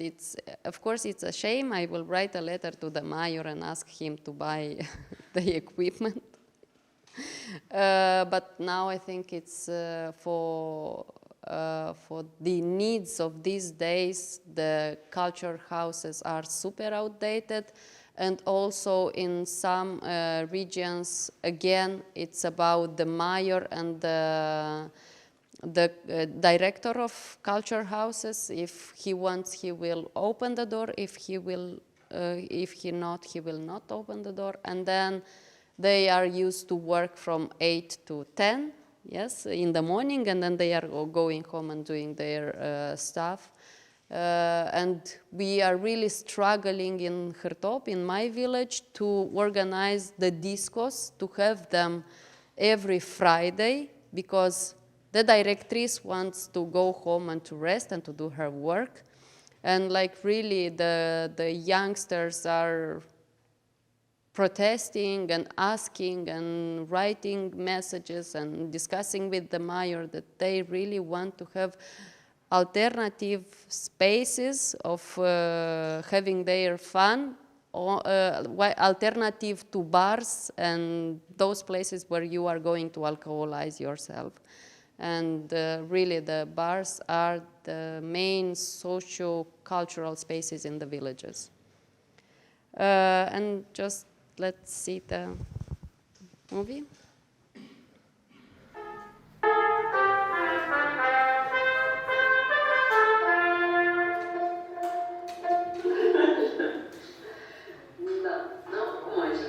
Pandemie, coordonam, era 2020 și atunci am făcut un atelier de pictură cu Basiluța Vasilache într-o familie cu 10 copii. Și adică am schimbat formatul pentru că trebuia să aibă loc la Casa de Cultură cu mai multă lume, dar aici, pentru că era pandemie, a fost formatul ăsta de artă în familie.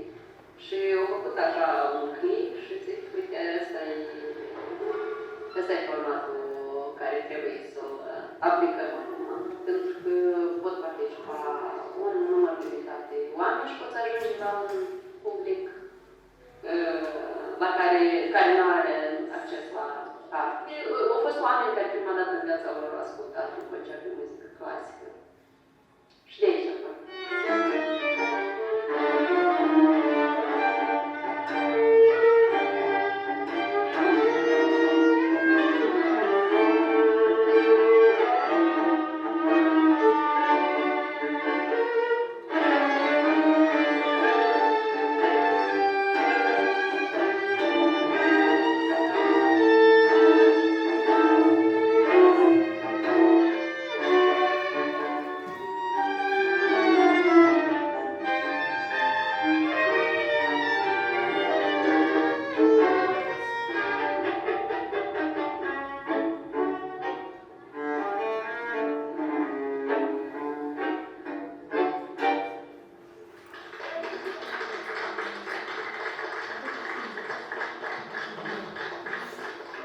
лингвистика – это язык, который понимают все.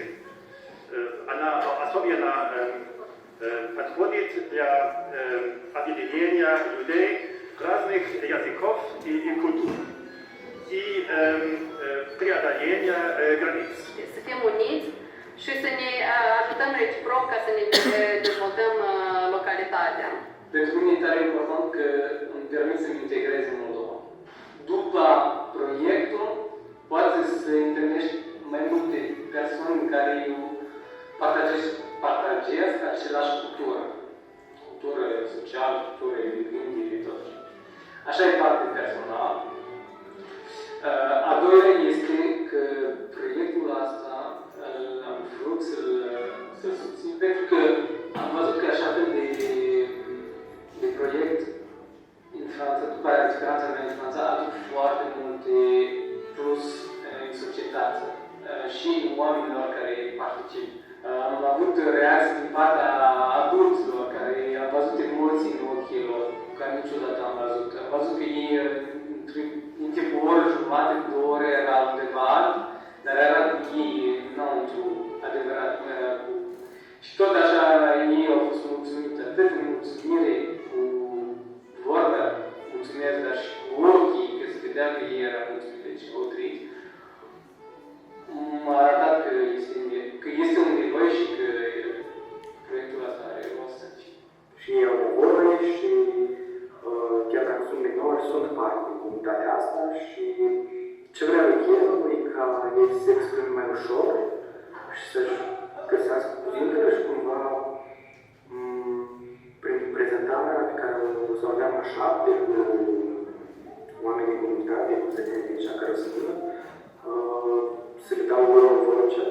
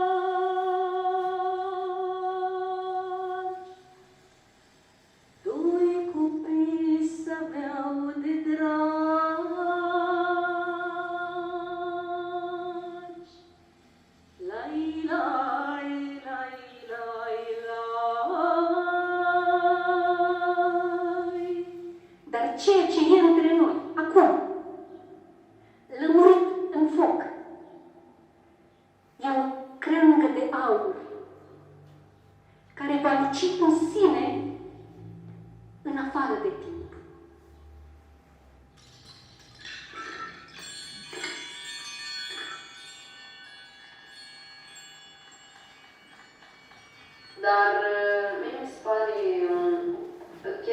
proiectul pe care l-am făcut e super important, în special în aceste timpuri, în care oamenii au trăit aproape 2 ani, fiind lăsați cu cont propriu, într-o neliniște continuă și stres față de viitor.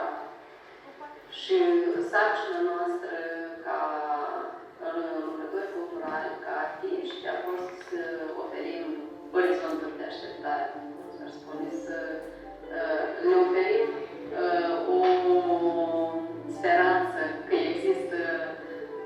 există lumină acolo. Și și-au expus frustrările și temerile față de ce se întâmplă acum, ce o să se întâmple mai încolo, știi, și cumva asta e un soi de terapie, ca tu să te împărtășești și plus, deja arta ca terapie, nu spun doar ca arta ca instrument de dezvoltare a gândirii critice, analitice, ca dezvoltare a creativității, dar și ca terapie în special.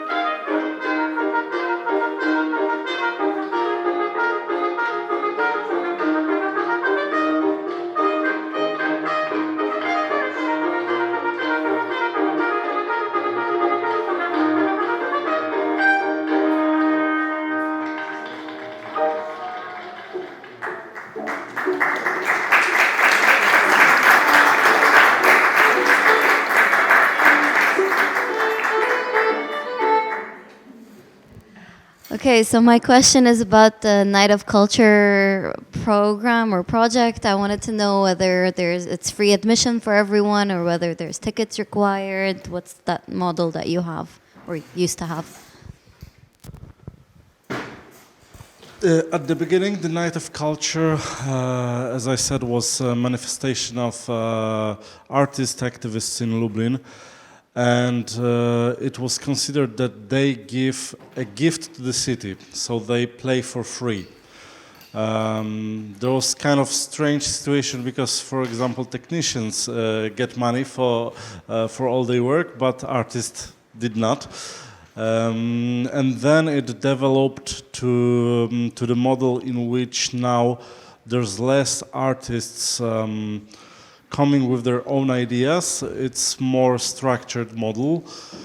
I'm not a big fan of it because for me it was more about asking people about their ideas, their own cultural projects. Now we have like curators for this, but still it's better for the artists because they now get money. But for the people, it's still without any commissions, so they can come, they can take part in the events, and also because, as I said, it's more about now just exhibiting art in the public spaces. It's also easier. It used to be like for the performances and for the closed venues that we have free tickets. But it also cost a lot of mess because, like when we announced that, okay, now that's the time when you can get a free ticket, the phone started ringing, and after like half an hour there was no tickets. And then, for example, it turned out that during the event nobody showed up. So yeah, but it's free, and for all the festivals. The idea is that they are free for the people to come.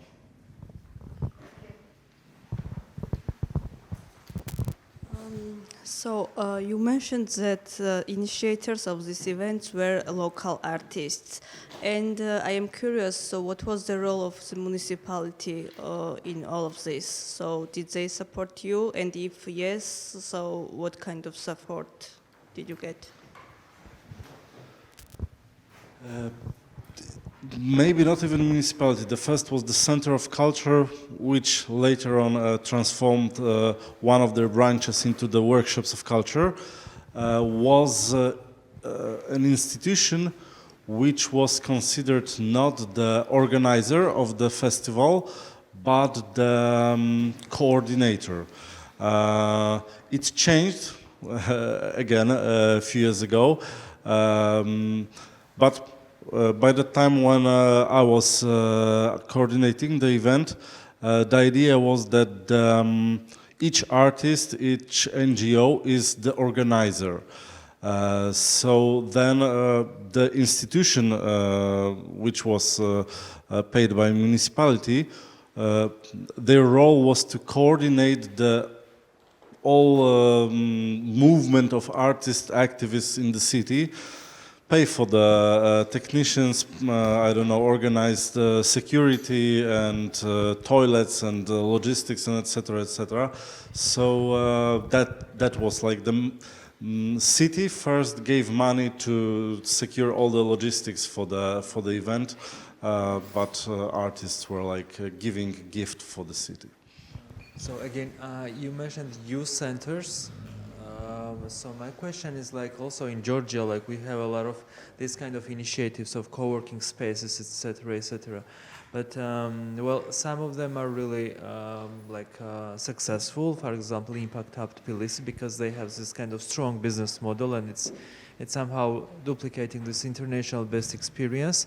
But in your case, like, what is the real business model of these youth places? So when they come there, what they do? They pay something like per month, and they just have free entrance or free coffee, you know. So this is my question. And also I have another question for you, if I may ask. You mentioned the libraries and the typology of the libraries, and that you are somehow referencing to this historical experience of this library. So in nowadays in contemporary like society, when everything is digitalized, like this real book value and the idea of library is somehow a bit, how to say, it's vague for me. Like, so maybe you have some sort of like 3-4 recommendations about the new functions that the libraries can have, like the new or innovative services that they can offer to the society so that they become more vibrant. These are my 2 questions. Thank you. So with the youth spaces, we have this institutional model in Poland from, I don't know, from the past, which was called Youth House of Culture. And for this institutions, it was like you pay this like, for 1 semester, you pay some money for your kid to participate in the events. But it didn't play the role of actual youth space. It was more like the place in which you can take part in different workshops and different activities and etc. This model of youth spaces is based on the model, for example, which is common in UK. In which those youth spaces play the role of prevention. So you create a space in which everyone can feel welcome. They don't pay for the coffee or tea. They can spend time for free in these spaces, because the idea is that if you get the young people to such a place, even if they just play board games or PlayStation or anything, they don't spend time drinking, taking drugs and etc.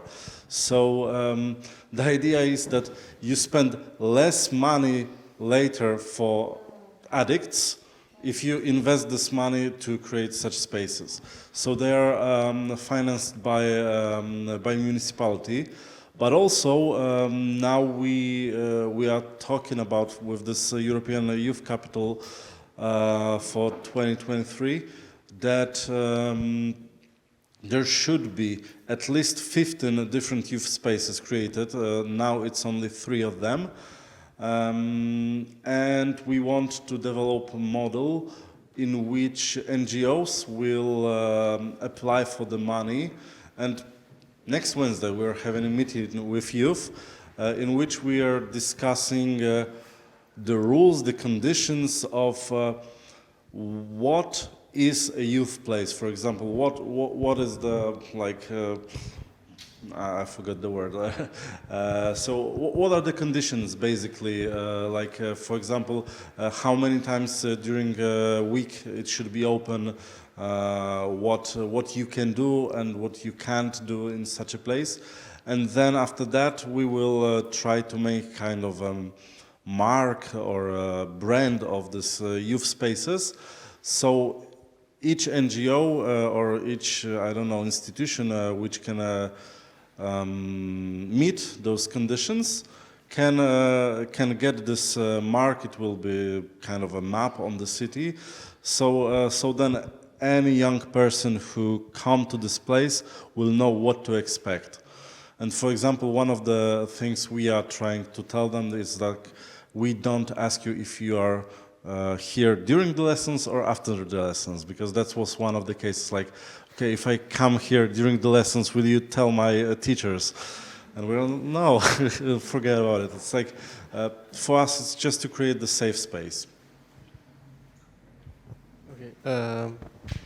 Didn't really get the question. So what would be other uses of the library beyond the... Except of this traditional book lending practice, if you see that, for example, the libraries, maybe not with large public libraries, but small-scale libraries, can have these innovative services so that they are functional. But it was also what Rusanda was showing, that the library became this kind of space for activities, and what could be more innovative in this day to have no pressure to spend. So they become this kind of heavens of non-commercial spaces that people are looking. Now they're kind of looking for these kind of spaces with no pressure of spending, just being there, no pressure of lending books either. So it's a lot of young people who are doing, like you're saying, all these kind of board games, hanging around. There are groups which are kind of looking for these safe spaces. For example, there are these invisible minorities in Bucharest, Lebanese, young girls who are not allowed by their paternalistic culture to go anywhere else in the malls or whatever, but it's okay if they go to the library, or, so old people who have no, relatives to talk about, they go and have this kind of, let's say, emotional work at the library with the librarian. So there are very innovative things, but not in the sense of, technologically innovative. They're innovative for the society, because the library, it's a home for the community, and the community now have different needs than this kind of digitalization or commercialization which takes over everywhere. But of course, there are libraries with 3D printers, for example, or they do workshops of graffiti, or so. Depends of the group needs, the library can support it.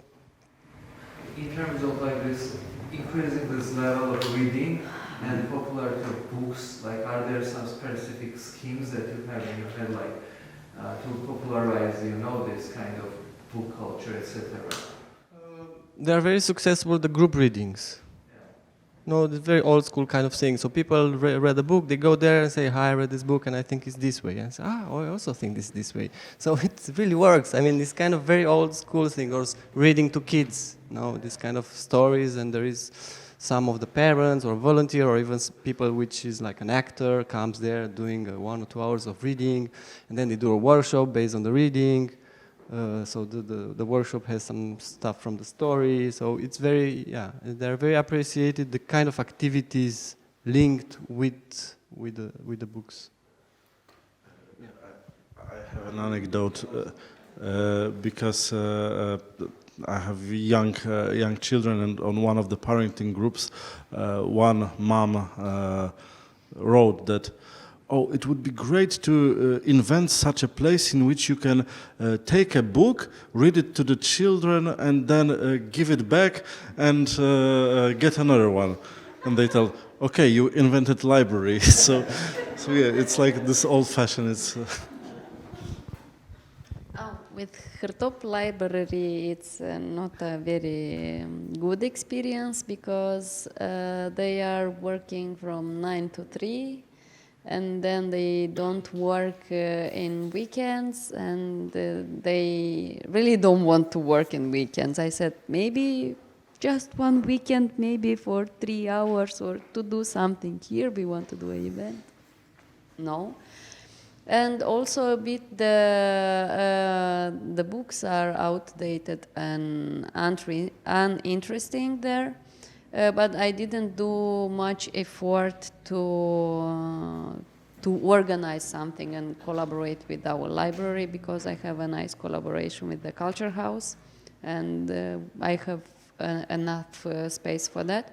But in the future, I will think, and I really want to do these reading performances, let's say, because all the books are interesting, like the format of the book, but also the plays are more interesting because there are personages and everybody is reading, you know, their role, and it's more interactive than just reading a book.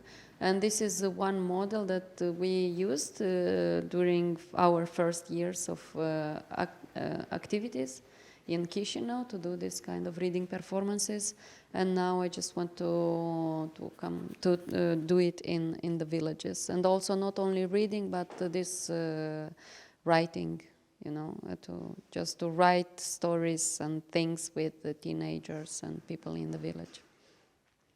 And this is a place which you can use during the winter because it's heated. We have this soba, fireplace, and they are putting wood there, and it's a place which is heated.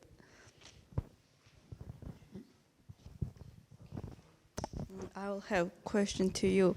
So you mentioned advocacy campaigns in the villages to help them, and I am curious, so how this advocacy campaigns is going, what kind of tools are you using in this, and who are the main adressates of this campaign, like local government, central, or both of them?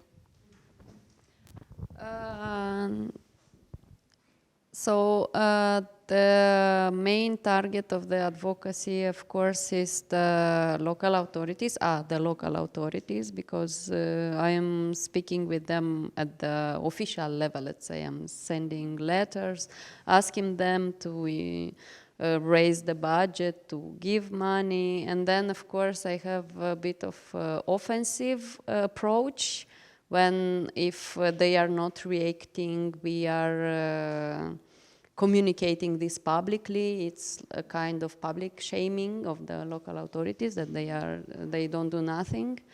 But also another target, it's the audience, is the local communities. Just info, it's like a info campaign saying that you have a place that you can use, you can build the program that answers to your needs, but also that you can ask the local authorities to spend the money which are for culture to culture, and they have this right. You could organize. Just raising awareness. So there are like two main target groups: the local authorities and then the general public.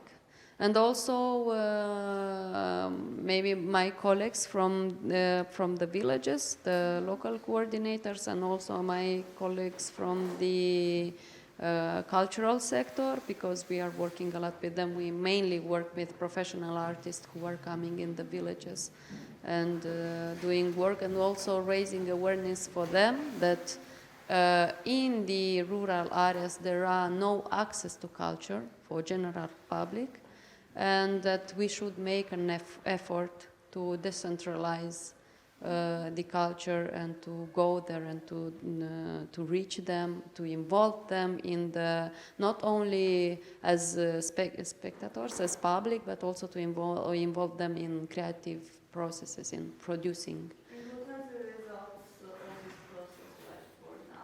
So, as I said, we have this year we will have 5 village halls that will support the project and are open, and also that there is this type of partnership, public civic partnership, that they are allowing us to use all the space that they have and also the equipment, and this is already good.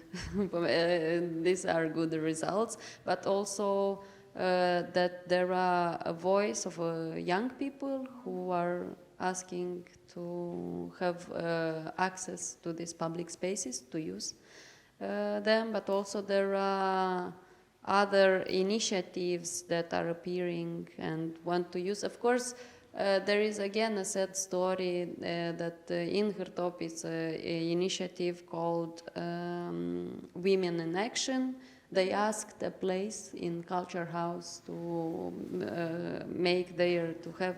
organize their meetings, and they were refused. They said no, sorry.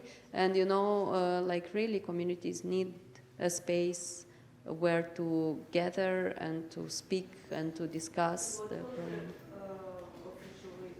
They don't have official reasons in local councils, so they don't because it's customary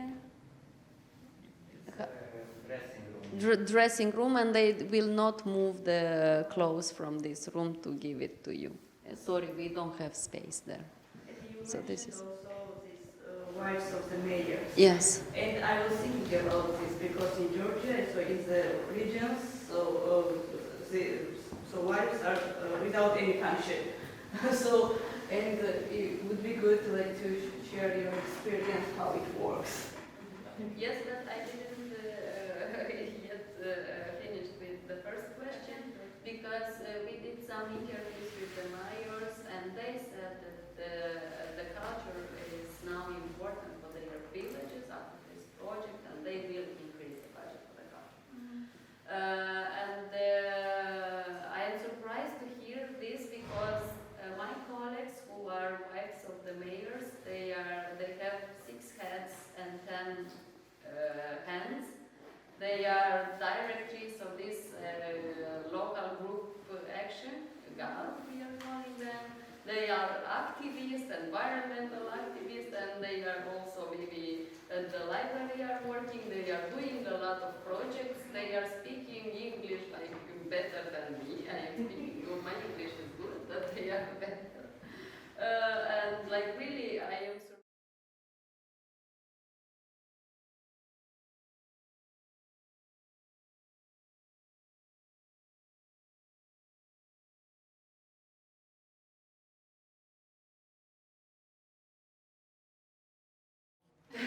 Yeah, that's somewhere. You were lucky. Yeah.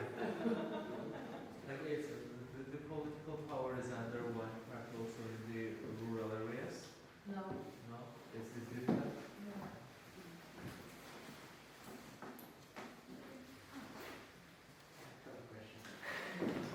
You cannot answer. Nora, thank you.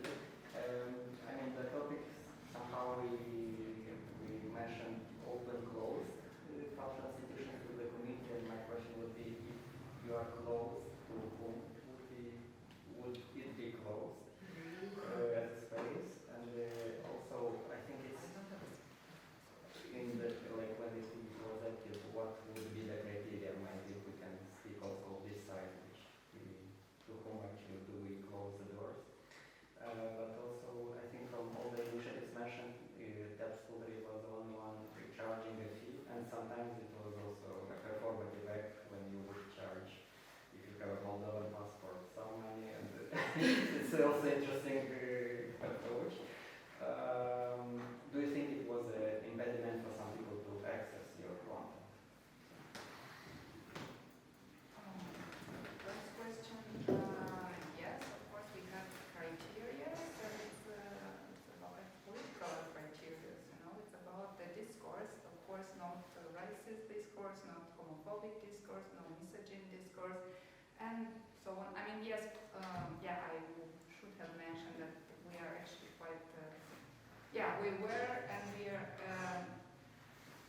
I think because this cultural scene in Moldova, in general, it's so not politically engaged on going in different kinds and a little bit also anemic. For us was important that if we have a stage, we want to use it like really for real message and not, so yes, I am sure that we were not open, and maybe a lot of artists would say yes, we are not open for that.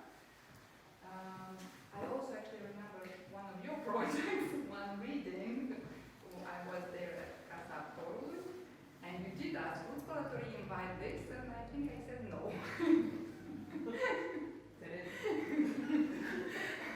So yes, yeah, yes, for us it's important, the message, it's, yeah, what do you want to say, you know, it's one small stage. About the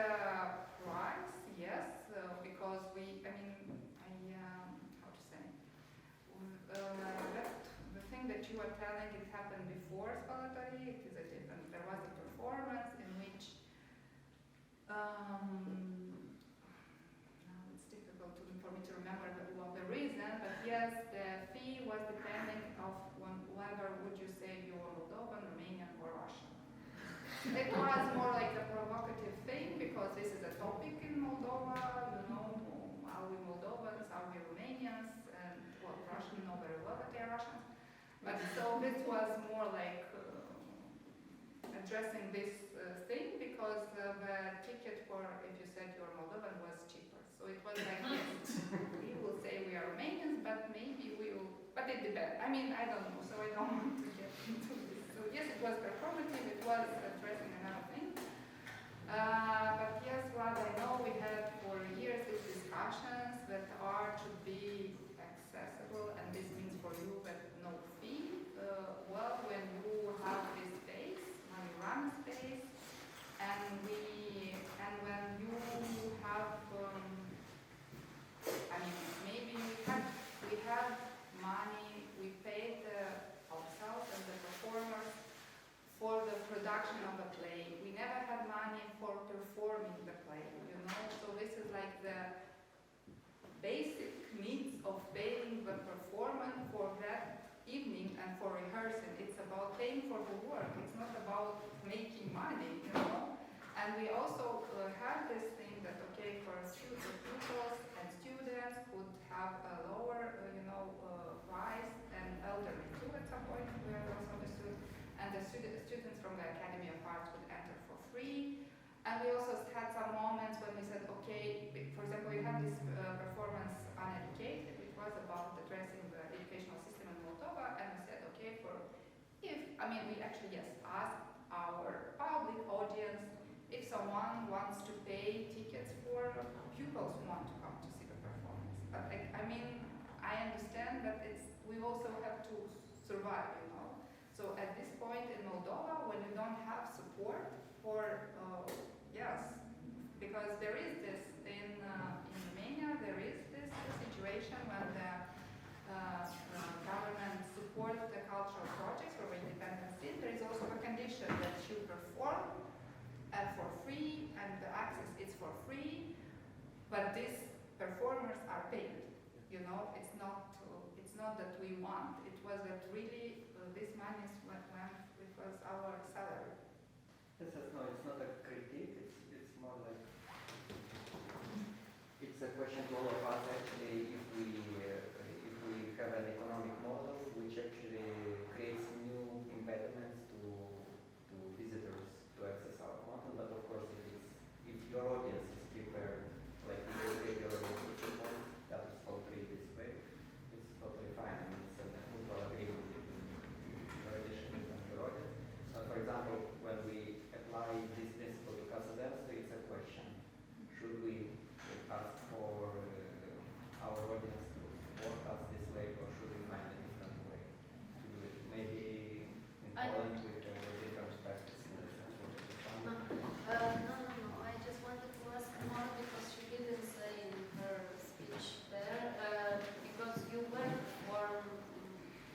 performing in Moldova without having your own space. Yeah. And I just wanted to ask you about this experience with partnering or collaborating or renting spaces from other institutions and your experience, how it was. Bad experience.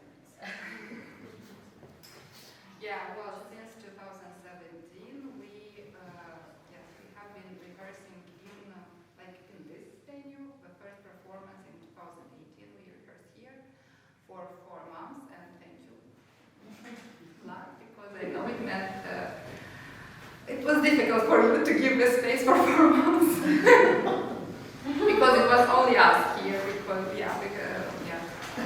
And we performed this performance in Bunker, in the basement at the Academy of Arts. And Bunker is also a project of Center for Contemporary Art, so it's a cooperation there. But anyway, we had to rent it from the academy, and for the academy actually was a problem with that we asked for money, of course, you know. So for them was like, okay, you ask for tickets, but for us it was, yes, but this is how we survive, you know. Well, that was anyway a good experience, but this is a really very small venue, and it's I mean, there was also the importance of a Center for Contemporary Art for having their cooperation program. All these years, because I said that we also had guest performances, and not all the guest performances would fit in our venue, because the Spălătorie stage was like, I don't know, like this one, like this, so sometimes we needed a bigger venue, so we had to address the state institution, and they never saw this as a cooperation. They always saw us, okay, you have to pay, and like they were pretending that they proposed us like a very fair price, but actually it was always very big. And it was also all the problem about the topic that we addressed in the performance, because one performance, this one from Germany, about 14 women on stage that were telling their own stories. And there are, of course, different stories, and this means that one woman was lesbian, and there was like a kiss, I don't know, it was like, and all of a sudden this was a problem. And I mean, no, the performance did take place. But after this, the administrator told me, you know, next time, no such thing on stage, you know, we don't accept this. So yeah, this is like this. Also, there is also the conflict between the artists, let's say. So we once rented a venue, and we needed to perform on the stage, and we wanted to borrow the, this kind of when you create this, yeah, let's say kind of stairs, but especially for theater. And we had to rent it from to give it for free from another theater. And the other theater has a personal relation with the artists from Teatru Spălătorie. So when they promised this thing, and 2 days before the performance, it's a guest performance, from Romania, they just call and they say, we don't give it to you. It's like, and you're like, okay, we have 2 days, what do you do? And this is what does it mean cooperation, what does it mean, you know? And the other example was also with small theater in Chișinău. We wanted to perform there one of our performances. And she said yes, and then she said no. And we found out, like really, no, with no explanation, you know, like you say yes, and then you just call after several weeks and say, hey, it's not possible.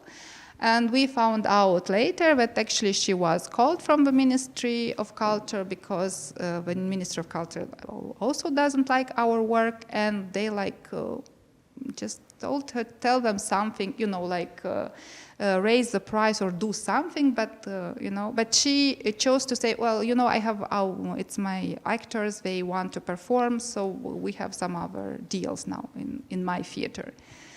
And there's nothing you can do about this. And not to mention that, yes, the prices, every time they decide, they write what they want. It's not up to you to negotiate or to... Yeah. We can also have an example how libraries are closed, because everything sounds so great and wonderful. But, so for example, so the library is a state institution, very formal, and the entry to the institution is based on ID. Okay, everything is free, internet, books, activities, social space, but the rule is to have an ID. So the groups who don't have an ID, or people living on the streets, or their kids, have a very big problem to access these spaces. And we discovered this through the interviews, that the librarians are also very unprepared to deal with these groups. So they are not social workers. Basically, they are trained as librarians. And some of them, they become this kind of relational type of community agents, but not all of them. And when they are faced with these kind of issues, most of them, they just refuse, they don't let these people in.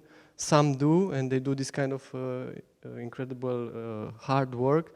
But the lack of resources, which contribute to the libraries not being open in the weekend, have a short time because it's lack of personnel, lack of training, has also puts on the libraries some of these kind of limits and close of the space. I also, in the garage, have contact with this, some of these people and their kids, and because I don't have all these formal rules, it was much easier to have a connection. Just my books have a return quota of 50%, so I just don't mind if they don't come back. But for them, it's a problem. If they lose a book, they have to pay it, and so on. So yeah, there is a thing, and then we made this recommendation to partner up with the social workers, because there are this kind of social department of social care, for example, in Bucharest, that they have these spaces but they are very opaque. It's like they look like an emergency room or something like that. They are very, they have on their screens, they have this kind of, like you have in airports, that you don't see inside. And there are people with problems, so they go there only for if they have an issue. So they are not completely friendly, and they not meet with libraries or culture centers or something like that, which would make them much more integrated and more inclusive. So yeah, there are still gaps. So when we are talking about funding, so we are always mentioning like international funds, like financial support from local and central authorities. And what about business sector in Moldova? Do they support the culture?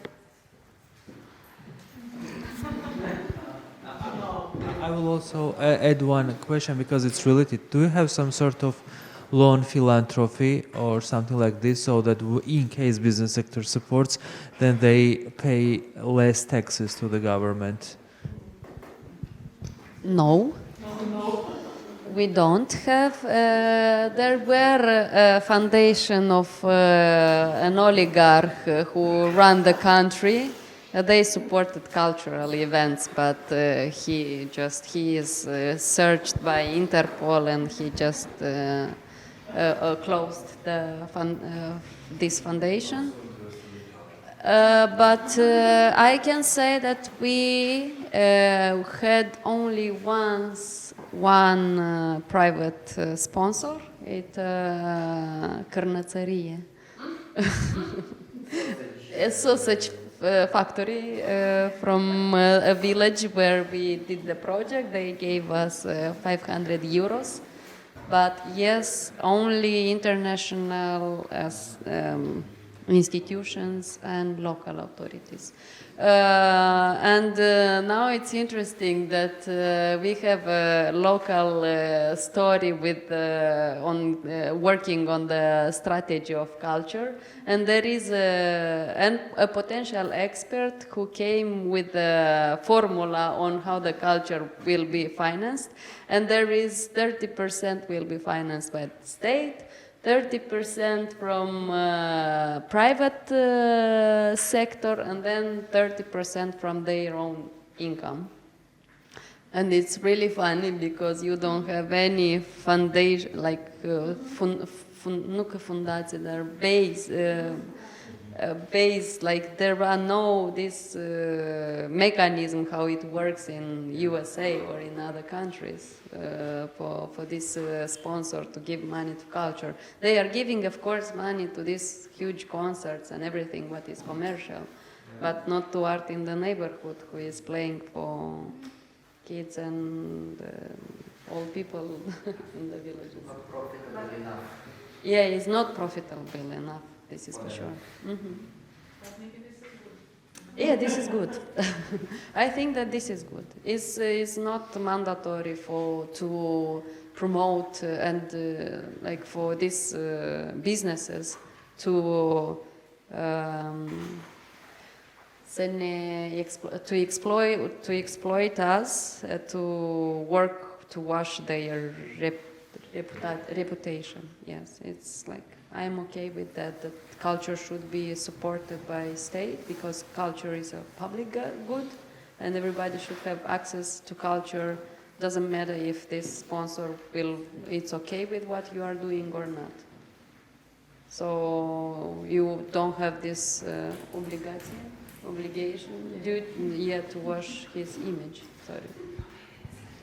Yeah, but I also think it's dangerous.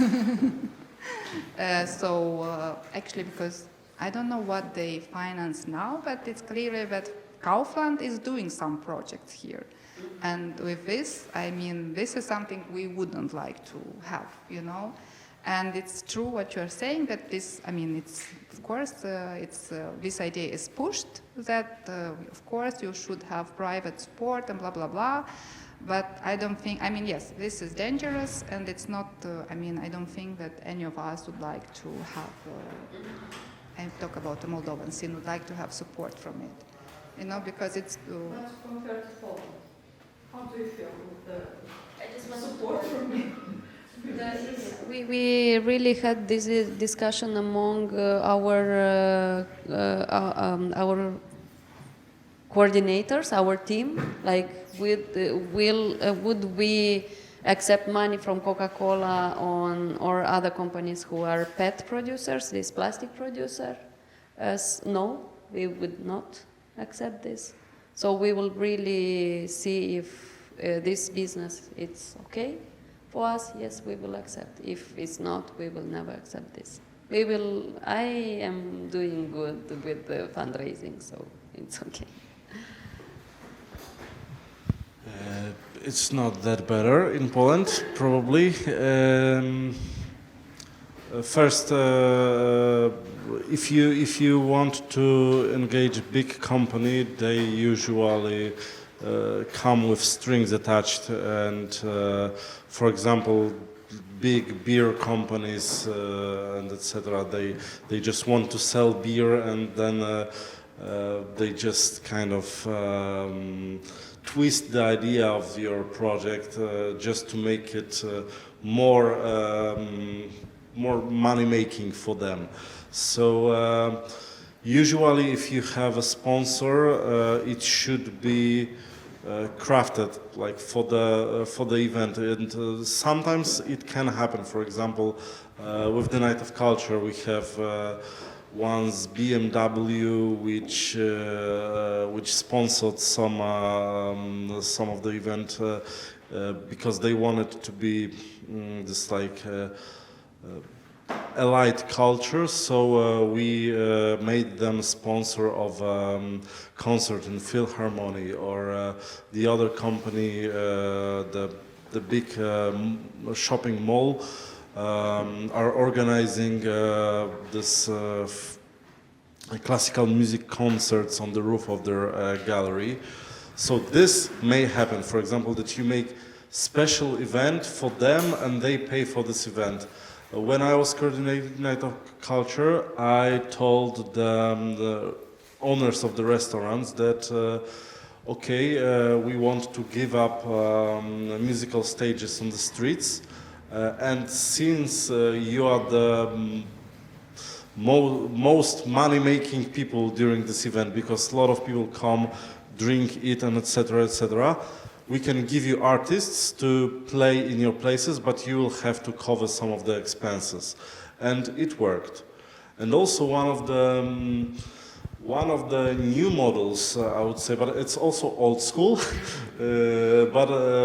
Because with the internet, we are now kind of familiar with the idea of Patreon and paying, like supporting our favorite artists. And in Lublin, we have this foundation. It's Fundacja Sztukmistrza, this magicians foundation. And they have this model that they're performing for free, but after the performance, they're asking people to give their money.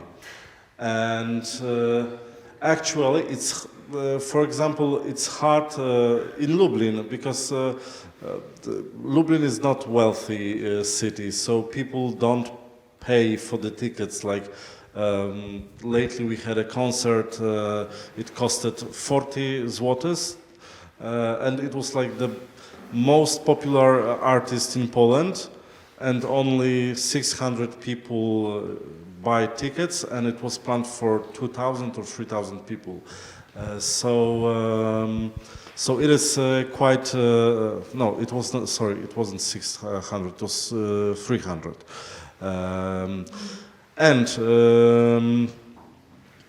For the model, they gave like, if they would put a price for 20 or 30 zlotych, they would have like, I don't know, let's say 50 people on audience. But then they play for free, they have 200 people, and usually people after the play, they gave them more than the price of the ticket they would buy. So it's more like people feel free, also feel welcomed, and some of them, if they don't have money, don't pay.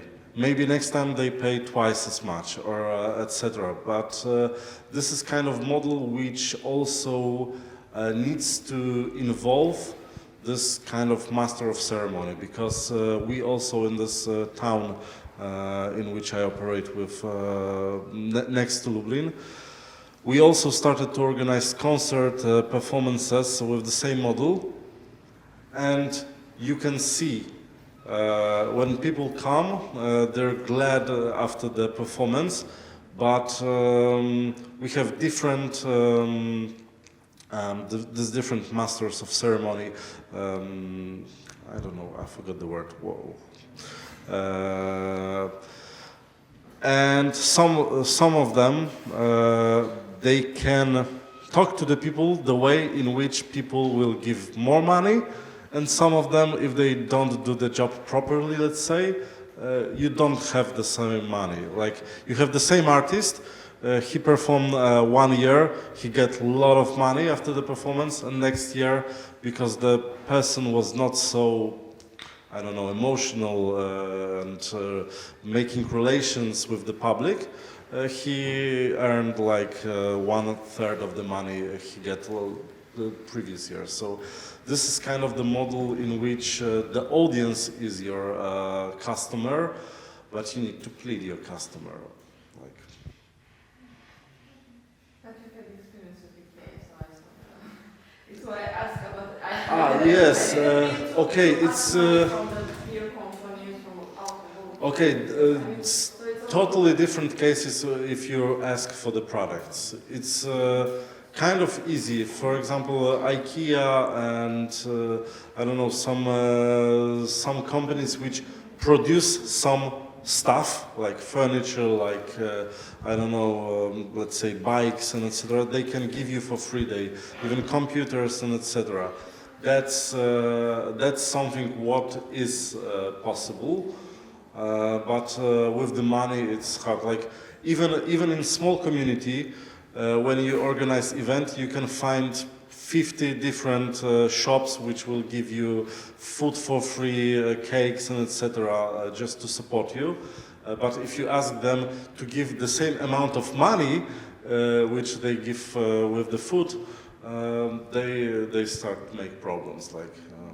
They will give you food worth of 300 zlotych, but if you ask them for 50, they say, no, I don't have money. So it's like...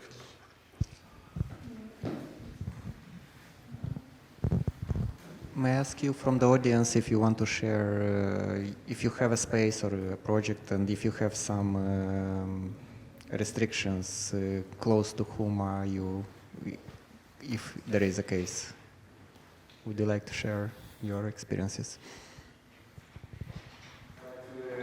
We try to discuss today how innovative we are in our cultural institutions, where can we innovate, in which direction to go, and if we can open more, if we compare at least ourselves to public institutions which we inherited, the models, I mean, of public institutions that we inherited. What would we change in those models on one hand, but on the other hand, if we restrict, to whom would we stay closed, if that's the case, and why?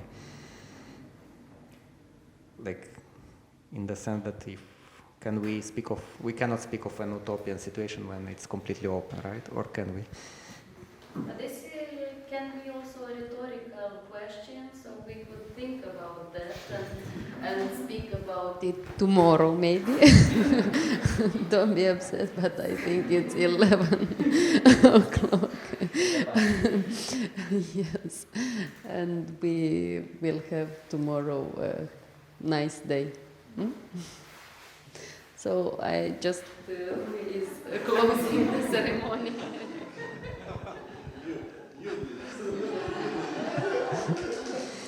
Thank you, Rusanda, for closing the panel discussion, and thank you all for resisting with us 3 hours. I mean, maybe you don't have a place to go. We still stay open.